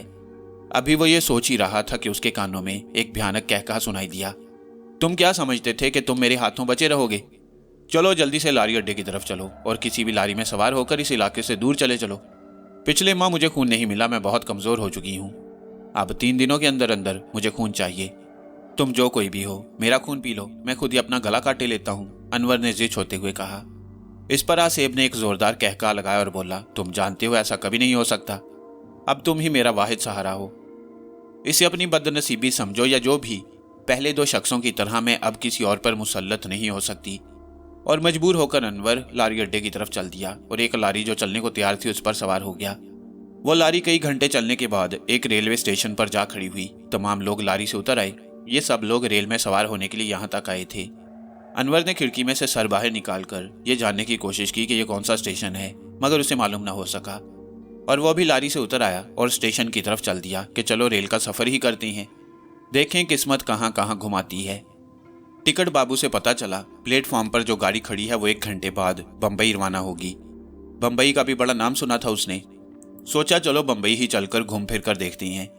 उसने बम्बई का टिकट खरीद लिया। गाड़ी चलने में अभी 1 घंटा था। उसने सोचा गाड़ी में सवार होने की बजाय प्लेटफॉर्म पर ही घूम फिर कर वक्त गुजार लिया जाए। और फिर वो प्लेटफॉर्म पर टहलने लगा। इसी दौरान उसने एक टी स्टॉल पर कुछ खाया और चाय पीने लगा। अचानक उसकी निगाह एक नौजवान पर पड़ी जो उसे मुसलसल घूरे चला जा रहा था। उसे याद आया जहां से उसने टिकट खरीदा था उसकी खिड़की के करीब भी यह शख्स मौजूद था। जिस्म आम सा था मगर चेहरे पर बड़ी बड़ी मूंछें रखकर खुद को रौबदार बनाने की नाकाम कोशिश की हुई थी। एक बात जरूर थी, आंखों में बला की चमक थी। शायद वो उसे हिप्नोटाइज करने की कोशिश कर रहा था, मगर उसे मालूम नहीं था अनवर इन चंद सालों में बहुत पुख्ता हो चुका था। उसने भी जब उसकी आंखों में आंखें डालकर घूरा तो वो सटपटा सा गया और अपनी टोपी सीधी करता हुआ टहलते हुए दूसरी तरफ जाने लगा। दरअसल सोने चांदी में बड़ी कशिश है। अनवर के पास से चांदी के सिक्के वो देख चुका था। अब इस कोशिश में था कि ये सिक्के किसी न किसी तरह वो अनवर से हासिल कर ले। अनवर जानता था ऐसे लोग अपने पास चाकू जरूर रखा करते हैं और अगर उन्हें चाकू से काम लेना पड़े तो दरेक नहीं करते। सूरज गुरूब हो चुका था और गाड़ी के चलते चलते खासा अंधेरा हो जाना था। अनवर को अपने कान में सरगोशी महसूस हुई। इसे ही ले चलो, मुझे खून की सख्त जरूरत है। ऐसे लोगों को हलाक करते हुए तुम्हें इतना दुख नहीं होगा क्योंकि ये खुद कई लोगों को कत्ल कर चुका है। अनवर ने सोचा मुझे ये काम अंजाम देकर 1 महीने के लिए खुद को आसेब की फरमाइशों से छुटकारा मिल जाएगा। हो सकता है जिस शख्स की मुझे तलाश है इसी दौरान वो मिल जाए। इतना सोचकर उसने चाय वाले के पैसे अदा किए और प्लेटफॉर्म से बाहर वीराने की तरफ जाने लगा। उसे अंदाजा था वो मेरे पीछे जरूर आएगा। जिस तरफ वो जा रहा था उस तरफ झाड़ियां थीं। अनवर ने सोचा ये जगह ठीक रहेगी। जब वो झाड़ियों में दाखिल हुआ तो उसे उसके कदमों की आवाज सुनाई दी। वो तेज तेज उसकी तरफ आ रहा था। वो सोच रहा था कि ये मुझे अपना शिकार समझ रहा है और इसे ये मालूम नहीं अभी चंद घड़ियों बाद ये खुद मेरा शिकार होने वाला है। और फिर अचानक अनवर के करीब पहुंचकर उसने चाकू अनवर की पीठ के पीछे लगा दिया और आवाज में रौब पैदा करते हुए बोला, ओ लौंडे, ये इतने सारे चांदी के सिक्के कहाँ से मारे? अगर जिंदगी चाहता है तो ये सब मेरे हवाले कर दे। अब ये अल्फाज उसके मुंह में ही थे कि अनवर ने तेजी के साथ पलटकर एक हाथ उसके चाकू वाले हाथ पर मारा और एक उसके गले पर, और फिर उसका अपना ही चाकू वाला हाथ उसकी शारक की तरफ बढ़ने लगा। ऐसे मौकों पर उसके जिस्म में किसी सांड की सी कुव्वत पैदा हो जाया करती थी। उस जगह खासा अंधेरा हो चुका था, वरना उसे उसकी हैरत ज़दा आंखें जरूर नजर आ जाती जिनमें हैरत और खौफ सिमटा हुआ था। और फिर अनवर ने उसके वजूद को वहीं फेंका और इधर उधर देखता हुआ प्लेटफॉर्म की तरफ जाने लगा। प्लेटफॉर्म पर आहिस्ता आहिस्ता रश बढ़ने लगा। अनवर पर खौफदारी था और फिर प्लेटफॉर्म के एक लैंप के नीचे, जिसे अभी कुछ देर पहले ही जलाया गया था, खड़े होकर उसने अपने कपड़ों का जायजा लिया कि कहीं खून के कुछ छींटे तो उस पर नहीं पड़ गए। उसकी गर्दन पर उसका चाकू वाला हाथ फेरते हुए अनवर ने उसका मुंह दूसरी तरफ कर दिया था ताकि खून के छींटे उस पर ना पड़े। और जब उसे इत्मीनान हो गया तो वो एक डब्बे में जाकर सवार हुआ। तमाम डिब्बे रोशन हो चुके थे। उसने एक बार फिर वहां कपड़ों का जायजा लिया और फिर कोई खून का धब्बा ना पाकर इत्मीनान से एक सीट पर जा बैठा और वहां बैठे हुए लोगों का जायजा लेने लगा। अभी खासी सीटें खाली थी और लोग आहिस्ता आहिस्ता डिब्बों में दाखिल होते जा रहे थे। फिर जब गाड़ी के चलने का वक्त हुआ तो पूरा डिब्बा भर चुका था और फिर गार्ड की सीटी पर गाड़ी आहिस्ता आहिस्ता रेंगने लगी। जूं स्टेशन दूर होता जा रहा था, अनवर के अंदर से खौफ खत्म होने लगा था। अनवर ने खिड़की में से सर बाहर निकाला हुआ था। हालांकि बाहर खासा अंधेरा फैला हुआ था, मगर उसे अंधेरे में भी माजी की यादें बगोलों की तरह जहन में रक्स करती महसूस हो रही थीं। तवील सफ़र कैसे गुजरा पता ही ना चल सका और फिर बम्बई स्टेशन आ गया। यहाँ पता चला बम्बई इतना बड़ा शहर है कि इसके कई स्टेशन हैं। खैर, वो एक स्टेशन पर उतर गया और प्लेटफॉर्म से बाहर आ गया। यहाँ की बड़ी बड़ी इमारतों को देखकर अकल दंग रह गई। फिर उसने सोचा सफ़र की कुछ थकावट है, किसी होटल में ठहर कर दूर की जाए। और फिर उसे एक मुनासिब सा होटल मिल गया और फिर एक आध दिन आराम करने के बाद वह बम्बई की सैर को निकला। पैसों की उसके पास कमी न थी, जेब हर वक्त चांदी के सिक्कों से भरी रहती। उसने खूब सैर तफरी की, समुंदर पर गया। एक दिन टहलता हुआ बंदरगाह पर जा पहुंचा। मुसाफिरों की खासी भीड़ थी। अचानक उसकी निगाह एक मुसाफिर पर पड़ी और वो चौंक पड़ा। ये वही शख्स था जिसको सबसे पहले आसेबी घड़ी मिली। वो उसके करीब गया और उसे गौर से देखा। अब उसे वो पूरी तरह पहचान गया। उसने उससे पूछा कि वो कहाँ जा रहा है। उसने चौंकते हुए अनवर की तरफ देखा। अनवर ने महसूस किया जैसे उसके इस तरह पूछने से वो खौफजदा हो गया है। उसने सर से पांव तक अनवर को देखा, जैसे उसके बारे में अपना शक दूर करना चाहता हो। अनवर ने कहा, नहीं नहीं, मैं पुलिस वाला नहीं हूं। उसकी इस बात पर वो और भी खौफजदा हो गया और उसके चेहरे की रंगत यकसर बदल गई। मगर फिर आहिस्ता आहिस्ता उसने खुद पर काबू पाते हुए कहा, तुम कौन हो? भाई, मैं भी तुम्हारी तरह का एक इंसान हूं, अनवर ने कहा। मेरा मतलब ये नहीं, तुमने अपने बारे में ये क्यों कहा कि तुम पुलिस वाले नहीं हो? क्या मैं तुम्हें कोई चोर दिखाई देता हूं जो तुमने ऐसी बात कही? अब उसके लहजे में जरा सा गुस्सा था। मैंने इसलिए कहा था क्योंकि आप मेरे सवाल पर कुछ खौफजदा हो गए थे, तो अचानक मेरे मुंह से ऐसी बात निकल गई। अनवर ने उसे तसल्ली देने वाले लहजे में कहा, ओह, तो ये बात है। मैं तुम्हारे सवाल पर खौफजदा इसलिए हो गया था कि तुमसे पहले कुछ पुलिस वाले यूं ही मुसाफिरों को तंग करते रहे थे। शायद उन्हें किसी मुजरिम की तलाश थी। जब तुमने मुझसे यह सवाल किया तो मैं यही समझा कि शायद तुम भी सादा कपड़ों में पुलिस वाले हो। उसकी इस बात पर अनवर ने एक जोरदार कहका लगाया।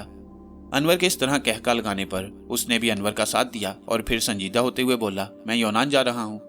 वहां मेरी एक बहन रहती है जिसे मिले हुए एक अरसा गुजर गया। और तुम कहां जा रहे हो? उसने उल्टा अनवर से सवाल कर दिया। मैं मिस्र जा रहा हूं, अनवर ने कहा। मिस्र का नाम सुनकर उसके चेहरे पर जर्दी छा गई और वह बोला, वहां किसी काम से जा रहे हो या वहां तुम्हारा कोई अजीज है? नहीं, ना तो मैं किसी काम से जा रहा हूं और ना ही मेरा वहां कोई अजीज है। मैं सैरो सियाहत की घर से जा रहा हूं। तो दोस्त, मेरा मशवरा है तुम मिस्र ना जाओ, वो बड़ा पुरस्कार मुल्क है, उसने मशवरा देते हुए कहा। मगर मैंने सुना है लोग तो वहां दूर दराज से सियाहत की घर से जाते हैं। वहां फिरौन के मकबरे और अबू अल हॉल जैसे मुजस्मे काबिल दीद हैं, अनवर ने कहा। मगर दोस्त, वहां कुछ ऐसे असरार भी हैं जिनके बारे में तुम नहीं जानते। मेरा मशवरा मानो तो मिस्र जाने के बजाय मेरे साथ यूनान चलो। तुम अगर वहां की इमारतों को देखोगे तो मिस्र के अजायबात को भूल जाओगे। मैंने सिर्फ बहन से मिलना है, कुछ दिन वहां रहकर वापस आ जाऊंगा।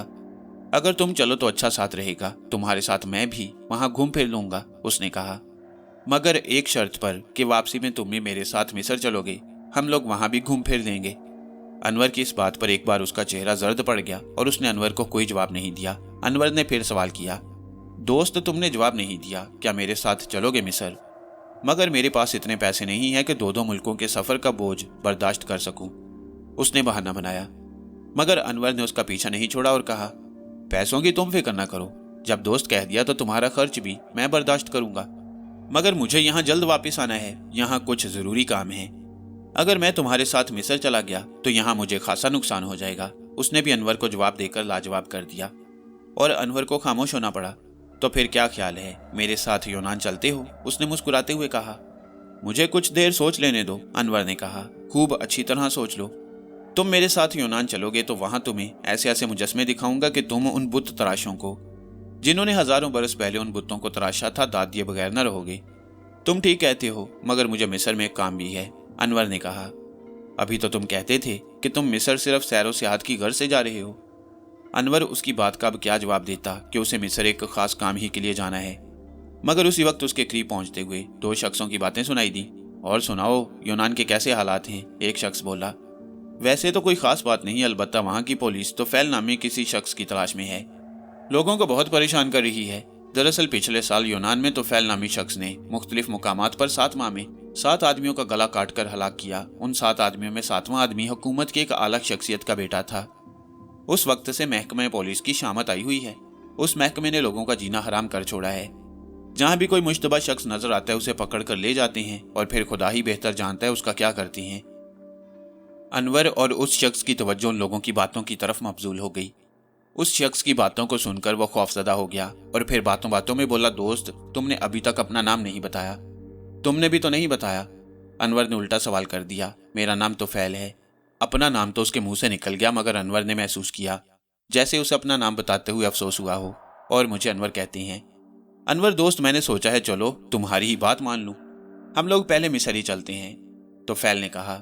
अनवर समझ गया ये सब उन लोगों की बातों का असर है। तो फैल ने आसेबी घड़ी के हाथों मजबूर होकर यूनान में कत्ल किए थे और अब वो बातें सुनकर उसे खतरा पैदा हुआ कि अगर वो यूनान गया तो धर लिया जाएगा। और अब आसेबी घड़ी का आसेब तो उसके साथ है नहीं जो उसे बचाएगा। मुझे खुशी हुई जो तुमने मेरी बात मान ली, अनवर ने कहा। और फिर अचानक अनवर की नज़र उन लोगों पर पड़ी जो ये गुफ्तगू कर रहे थे। वो अब उठकर किसी तरफ जाने लगे। अनवर ने उन दोनों को पहचान लिया, ये मियाँ साहब के आदमी थे। तो ये सब कुछ इसलिए किया गया कि तोफैल अनवर के साथ मिस्र जाए। अनवर दिल ही दिल में मियाँ साहब का शुक्रिया अदा करने लगा। अच्छा तोफैल, तुम यहीं ठहरो, मैं जहाज़ की टिकटें खरीद लाऊं। इस सफ़र के अखराजात मेरी तरफ से होंगे। अनवर की इस बात पर वो खुश हो गया और अनवर जाकर काहिरा के लिए 2 टिकटें ले आया। देखो अनवर, मिस्र में जहाँ जहाँ मैं कहूँ वहाँ सैर करना। जिस तरफ जाने से तुम्हें रोकूं उधर का असरार न करना, इसी में हमारी बेहतरी है, तोफैल ने कहा।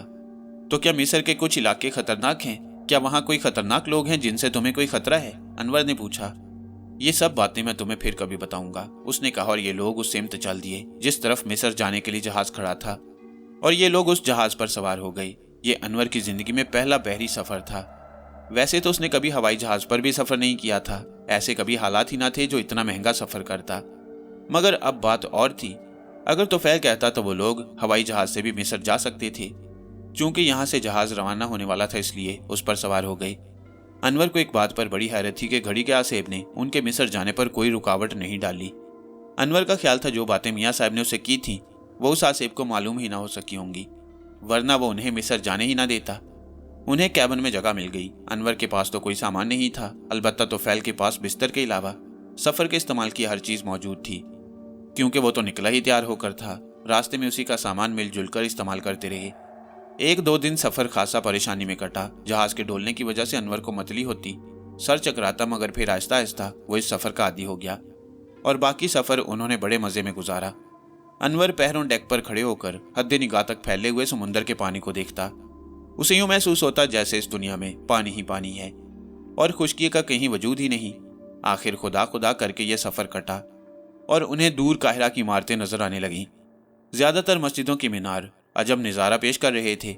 यूं लगता था जैसे इस शहर में मुसलमानों के दूसरे शहरों की निस्बत ज़्यादा मस्जिदें हैं। और फिर उनका जहाज़ बंदरगाह पर लगा और उन मुसाफिरों के साथ जिन्होंने यहाँ उतरना था ये लोग भी उतरने लगे। तोफैल चूंकि मिस्र में ना जाने पहले कितनी बार आया था और कितना अरसा रहा होगा, उसके रवैये से पता चल रहा था। बल्कि यूं कहना चाहिए वो अनवर को एक सिमत यूं लिए जा रहा था जैसे कि ये उसका अपना शहर हो।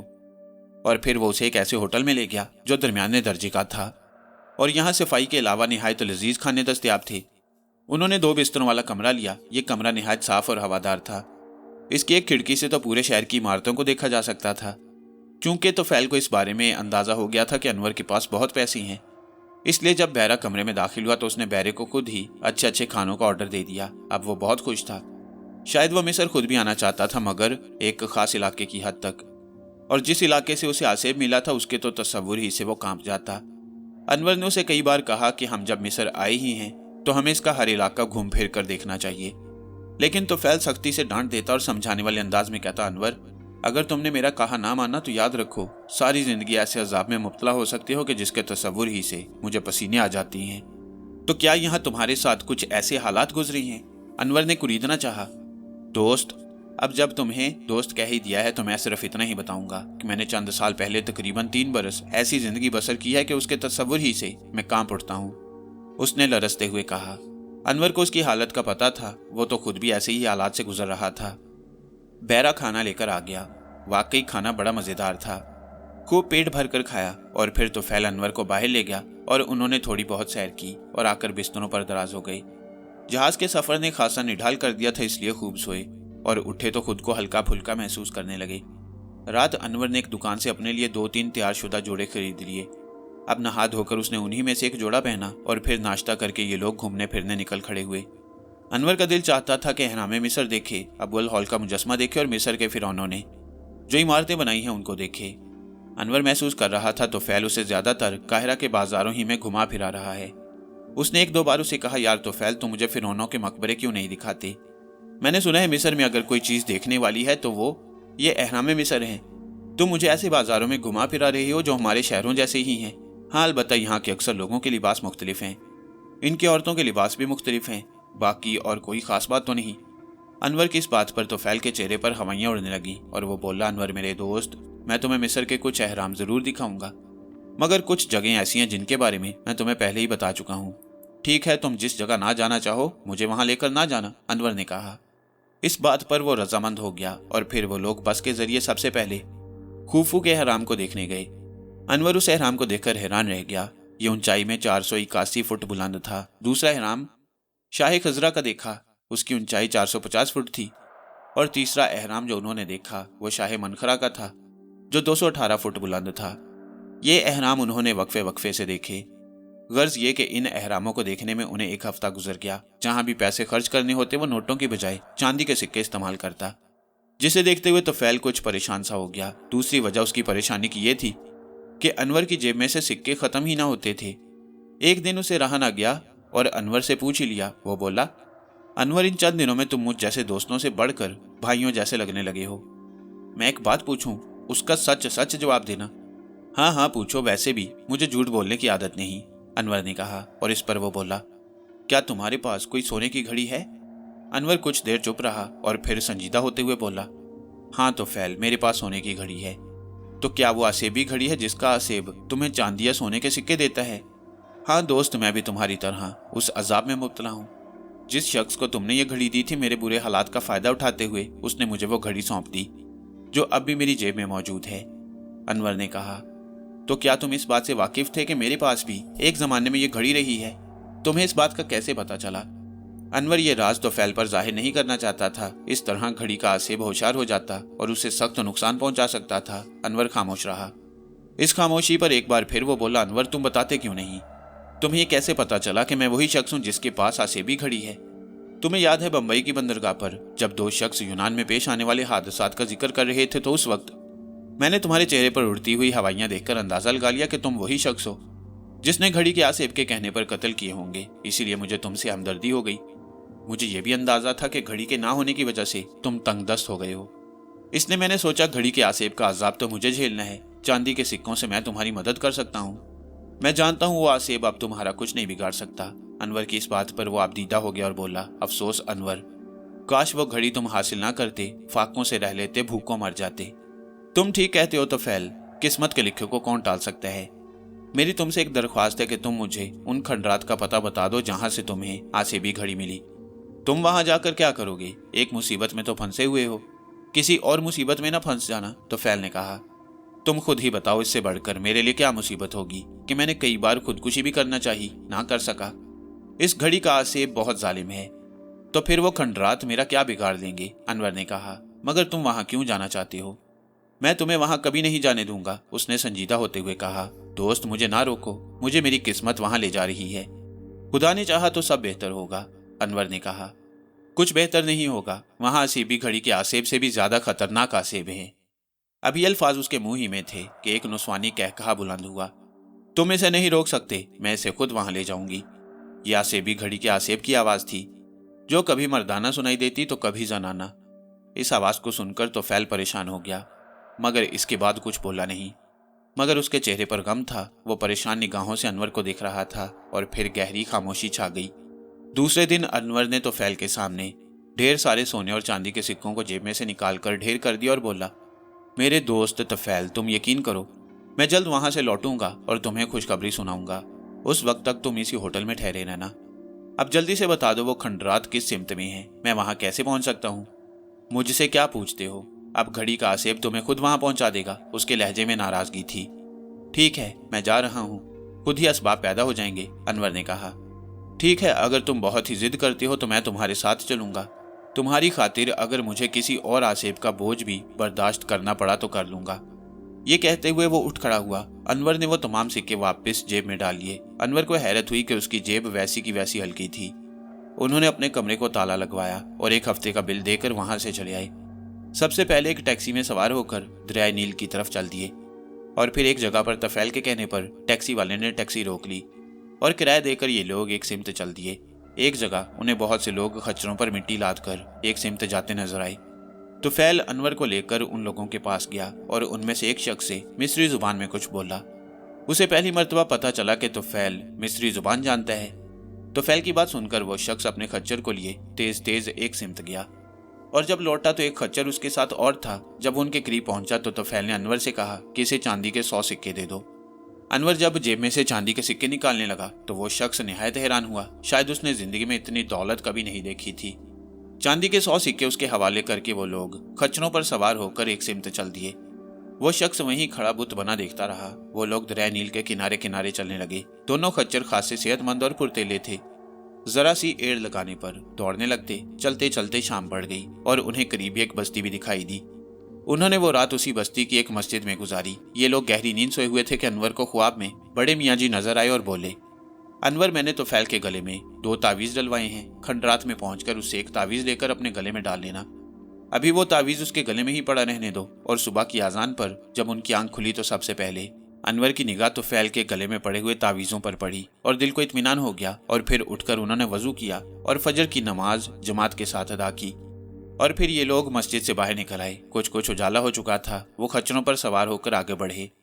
उन्हें सफर में दोपहर हो गई। अचानक तो फैल की निगाह एक भगोले पर पड़ी तो वो चौंक पड़ा और बोला, अनवर, वो देखो, भगोले में तुम्हें कुछ दिखाई दे रहा है। अनवर ने भगोले पर नजर डाली तो उसे कुछ दिखाई नहीं दिया।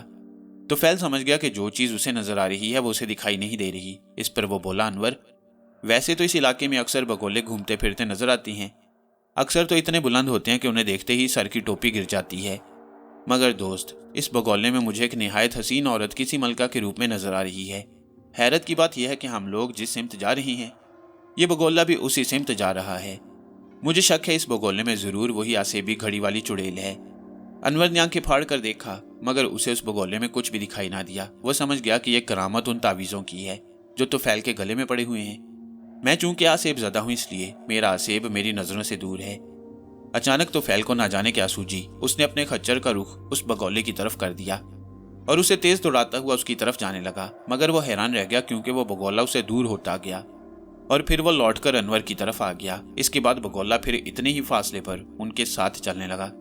अब अनवर ने भी वैसे ही किया। उसने अपने खच्चर को उस भगोले की तरफ दौड़ाया मगर भगोला वहीं मौजूद रहा, यहाँ तक कि उसका खच्चर भगोले में जा घुसा। अचानक उसे यूं महसूस हुआ जैसे किसी ने उसे खच्चर से उचक लिया हो, मगर उसे कोई दिखाई ना दिया। अलबत्ता वो ये जरूर महसूस कर रहा था जैसे कोई उसे उड़ाए लिए जा रहा हो। वो अगर खुद पर काबू ना रखता तो शायद बेहोश हो जाता, मगर उसने हवास कायम रखी और फिर अचानक उसके पांव जमीन पर पड़े और फिर भगोले की गर्द आहिस्ता आहिस्ता जमीन पर बैठने लगी और भगोला गायब हो गया। अचानक उसकी नजर सामने पड़ी जहां एक निहायत हसीन औरत कि उस जैसी हसीन औरत उसने सारी जिंदगी नहीं देखी थी, मलका के लिबास में खड़ी मुस्कुरा रही थी। उसके करीब ही एक निहायत खौफनाक शक्ल में एक शख्स किसी पिरौहत के लिबास में खड़ा मुस्कुरा रहा था। वो दोनों उसे निहायत अजीब नजरों से देख रहे थे और फिर वो दोनों आहिस्ता आहिस्ता चलते हुए उसके करीब आ गए। खौफ के मारे अनवर के रोंगटे खड़े हो गए। उस औरत ने अनवर का हाथ पकड़ा और उसे एक सिमत ले चली। पिरौहत जो शक्ल ही से शैतान नजर आ रहा था उनके पीछे पीछे आने लगा। अनवर ने अपने खौफ पर जल्द ही काबू पा लिया। उसने एक नजर अतराफ पर डाली तो छत टूटी फूटी, दीवारों के अलावा बड़े बड़े पत्थरों का फर्श भी जगह जगह से शिकस्ता था। और फिर एक मुकाम पर पहुंचकर वो रुक गए। फिर न जाने 4 पिरौहत नुमा शैतान कहां से नमूदार हुए। उन्होंने आगे बढ़कर एक बहुत बड़ी सिल को उठाकर अलहदा रख दिया। वो औरत उसे लिए हुए जीने से नीचे उतरने लगी। वो शैतान पिरौहत भी उनके पीछे पीछे चला आया। नीचे एक बहुत वसी तहखाना था जिसमें बड़े बड़े सतून थे। फर्श पर कालीन बिछे थे। फर्नीचर पुराने जमाने का था मगर यूं लगता था नया नया बनकर आया हो। दीवारों पर हनूत शुदा जानवर आवेजां थे।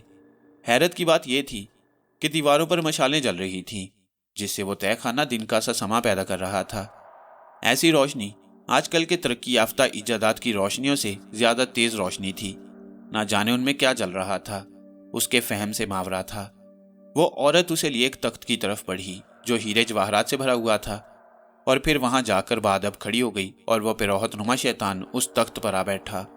अचानक अनवर की निगाह तख्त के सामने वाले हिस्से पर पड़ी। वहां एक बहुत बड़ा बुत था और हैरानकुन बात यह थी कि वो बुत हूबहू उस पिरौहत का था जो उनके सामने तख्त पर विराजमान था।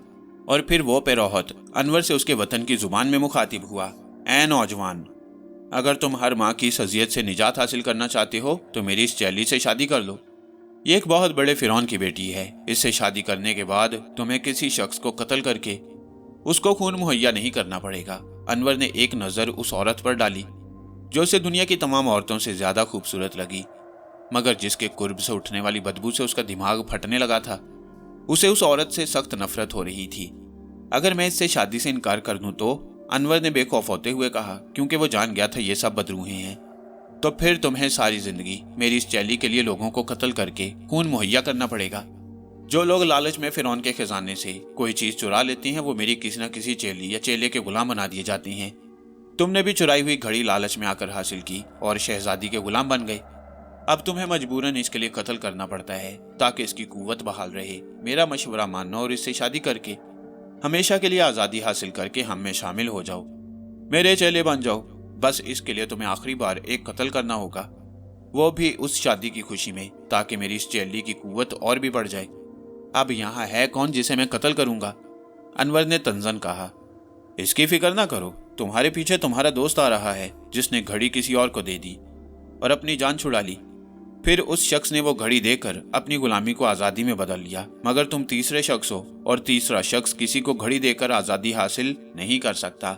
बस तुम्हारी आज़ादी की एक ही सूरत है कि तुम शहजादी अरिजोना से शादी कर लो और इस खुशी में आखिरी बार अपने दोस्त को कत्ल कर दो।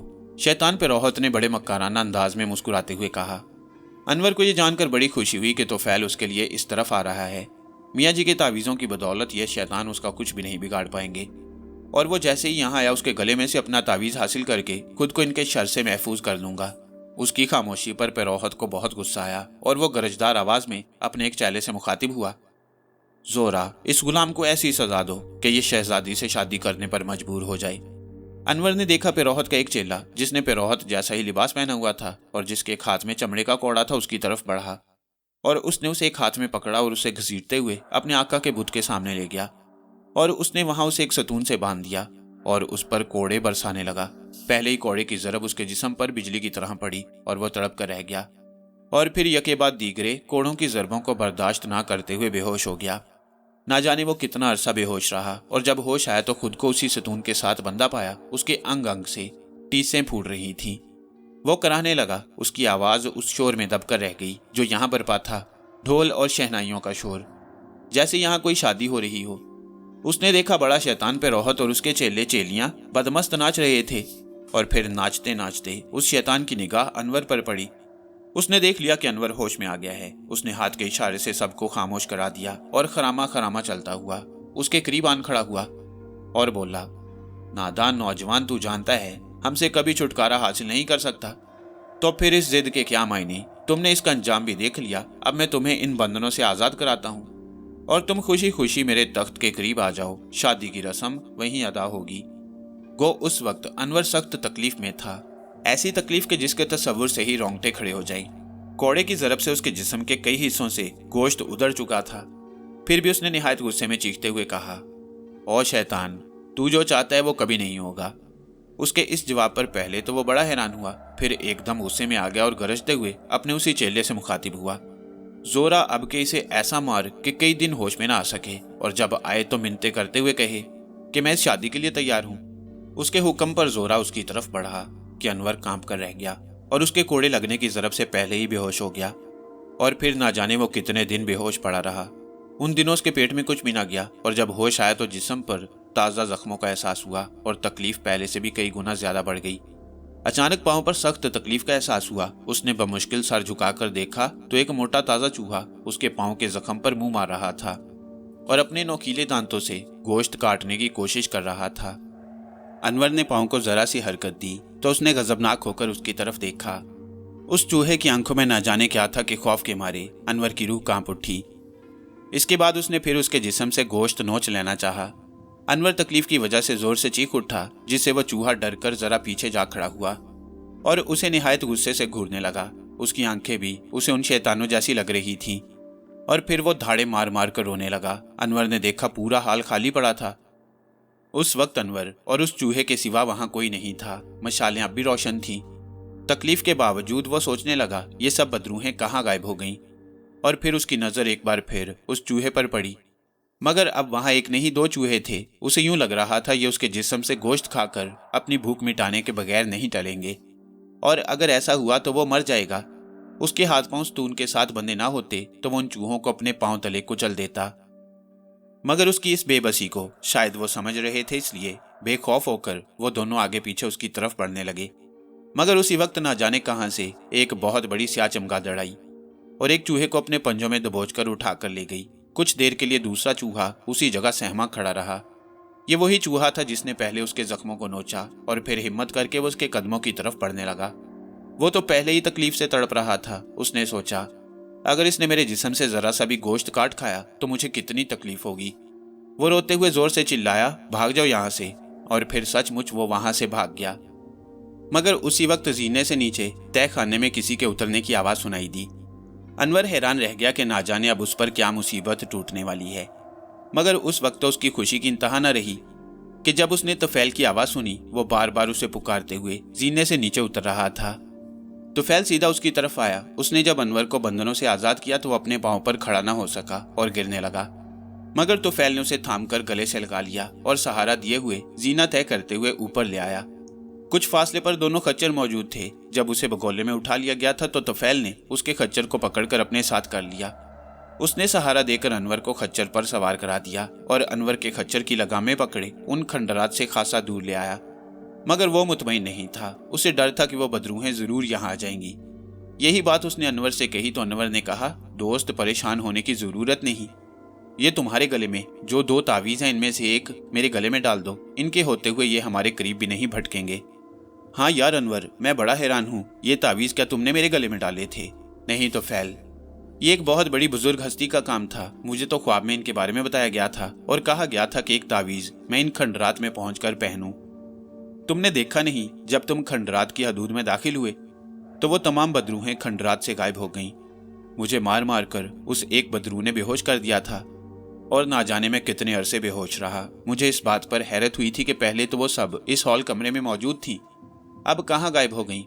वो बात अब मेरी समझ में आई है। वो सब इस तावीज से खाइफ होकर कहीं रूपोश हो गई थी। तुमने रास्ते में इस बात पर गौर नहीं किया था कि जब तुम अपने खच्चर को भगाते हुए उस बगौले की तरफ गए थे तो वो बगौला तुमसे दूर होता चला गया। हाँ यार, इस बात पर मुझे हैरत हुई थी, तो फैल ने कहा। वो सब इन्हीं तावीज़ों की वजह से था, अनवर ने बताया। अभी वो लोग बातें कर ही रहे थे कि एक ऊंटनी सवार उनकी तरफ आता नजर आया। वो नकाब पोश था। करीब पहुंचकर वो उनके करीब आन रुका और उसने बहुत सारे बड़े कील और एक हथौड़ा अनवर की तरफ बढ़ा दिया। गो अनवर खासा जख्मी था, फिर भी हाथ बढ़ाकर वो कील और हथौड़ा उसने उस शख्स से लिया तो वो शख्स बोला, मैं मियाँ साहब का भेजा हुआ हूँ। उनका हुक्म है कि इन खंडरात के तय खाने के कमरे में असर और मगरिब के दरमियान पहुंचो, जहां इन तमाम बदरूहों के जिस्म मौजूद हैं। ये कील हर रूह के सरों में ठोंक दिए जाएं तो उनका हमेशा के लिए खात्मा हो जाएगा और खल्के खुदा उनके शर से महफूज रहेगी। आप सिंध से आए हैं और आपका मियाँ साहब से क्या ताल्लुक है? अनवर ने हिम्मत करके ही पूछ लिया। नहीं, मैं मिस्र ही का रहने वाला हूँ और मियाँ साहब मेरे पीर भाई हैं। वो बहुत ही बुजुर्ग हस्ती हैं। उस शख्स ने बताया। ये जानकर कि ये शख्स मियाँ साहब का पीर भाई है तो ये भी कोई बड़ी हस्ती है। अनवर के दिल में ख्याल आया। मगर आप तो हमारे मुल्क की जुबान बोल रहे हैं? अनवर ने पूछा। दरअसल हमारे पीर आप ही के इलाके के रहने वाले थे। उन्होंने सारी जिंदगी हजूर सल्लल्लाहु अलैहि वसल्लम के रोज़े मुबारक पर ही गुजार दी थी। मेरे वालिद साहब उनकी बुजुर्गी के बारे में जानते थे, इसलिए उन्होंने मुझे छोटी सी ही उम्र में उनके कदमों में डाल दिया था। मियाँ साहब उम्र में मुझसे बड़े हैं। वो पहले ही मेरे हजरत के मुरीद होकर रूहानियत की मंजिलें तय कर रहे थे। उनके अलावा कुछ और लोग भी हजरत के मुल्क के थे और उन लोगों के साथ रहते हुए मुझे ये जुबान आ गई। हजरत साहब के हुक्म से मियाँ साहब पूरी तरह फैज़याब हो चुके तो उन्हें वतन वापस भेज दिया गया। इसके बाद आप उनसे मिलते रहते होंगे? अनवर ने पूछा। दरअसल अनवर के अंदर भी रूहानी जज्बा बेदार होने लगा था। शायद ये उस तावीज़ का असर था जो उसने गले में डाला था, या उसके सामने जो हस्ती मौजूद थी उनकी रूहानियत का असर था। उसका दिल चाह रहा था कि वो उनसे बातें किए जाए। हाँ, जब भी हो हजूर के रोज़े मुबारक पर हाजिरी देने आते हैं, मुलाकात हो जाती है, उन्होंने कहा। अब आपका उनसे कैसे राब्ता हुआ और आपको कैसे पता चला कि इस वक्त हम लोग यहाँ मौजूद हैं? अनवर के इस सवाल पर शायद उन्होंने बुरा मान लिया और बोले, ऐसे फजूल सवाल ना करो, असर का वक्त होने वाला है। कुछ देर बाद असर की नमाज पढ़कर वापस उन खंडरात में जाओ और उस तय खाने की एक दीवार पर शेर की तस्वीर बनी होगी। तुम लोग उसे जरा सा धकेलोगे तो वहां खुद ब खुद दरवाजा नमूदार हो जाएगा। तुम लोग अंदर दाखिल हो जाना। वहां तुम्हें उन सबके ताबूत पड़े नजर आएंगे। सबसे पहले उस पे रोहत के सर में कील ठोंकना, फिर शहजादी के। इसके बाद हर मुर्दे के सर में कील ठोंक कर जल्दी से बाहर आ जाना और इस घड़ी को भी जो तुम्हारी जेब में है उन ताबूतों पर फेंक आना। बस अब मैं जा रहा हूँ, ये काम तुम निहायत तेजी से अंजाम देना। ये कहते हुए उन्होंने अपनी ऊंटनी की महार मोड़ना चाहिए तो अनवर ने अर्ज किया, हजरत अपने दीदार तो कराते जाएं। उसकी इस बात पर उन्होंने अपने चेहरे से नकाब हटा दी। उनके सामने बड़ा ही नौरानी चेहरा था। दिल चाहता था कि उन्हें देखते ही जाएं, मगर उन्होंने दोबारा नकाब से चेहरा छुपा लिया और ऊंटनी को दौड़ा दिया। ये लोग उन्हें जाते हुए देखते के देखते रह गए। और फिर तोफैल की जब अनवर पर नजर पड़ी तो हैरत के मारे चौंक पड़ा और बोला, अनवर, तुम्हारे जख्म तो सब ठीक हो गए। उसके कहने पर अनवर ने खुद पर नजर डाली तो वो भी सख्त हैरान हुआ। उसके जिस्म का सारा दर्द भी खत्म हो चुका था। वो लोग समझ गए ये सब उसी बुजुर्ग की वजह से हुआ।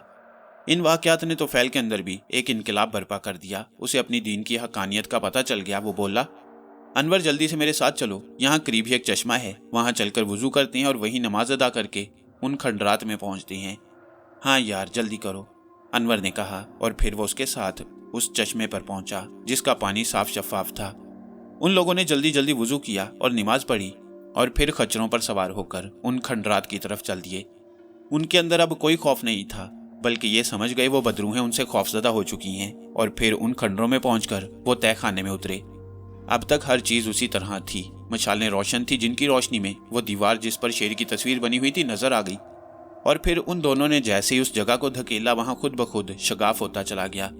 अंदर सख्त तारीकी थी। तोफैल ने लपक कर एक मशाल पकड़ ली जिसकी रोशनी में वो अंदर दाखिल हुए। उनके सामने 20 के करीब ताबूत पड़े थे। सबसे बड़ा ताबूत उसी शैतान परोहत का था।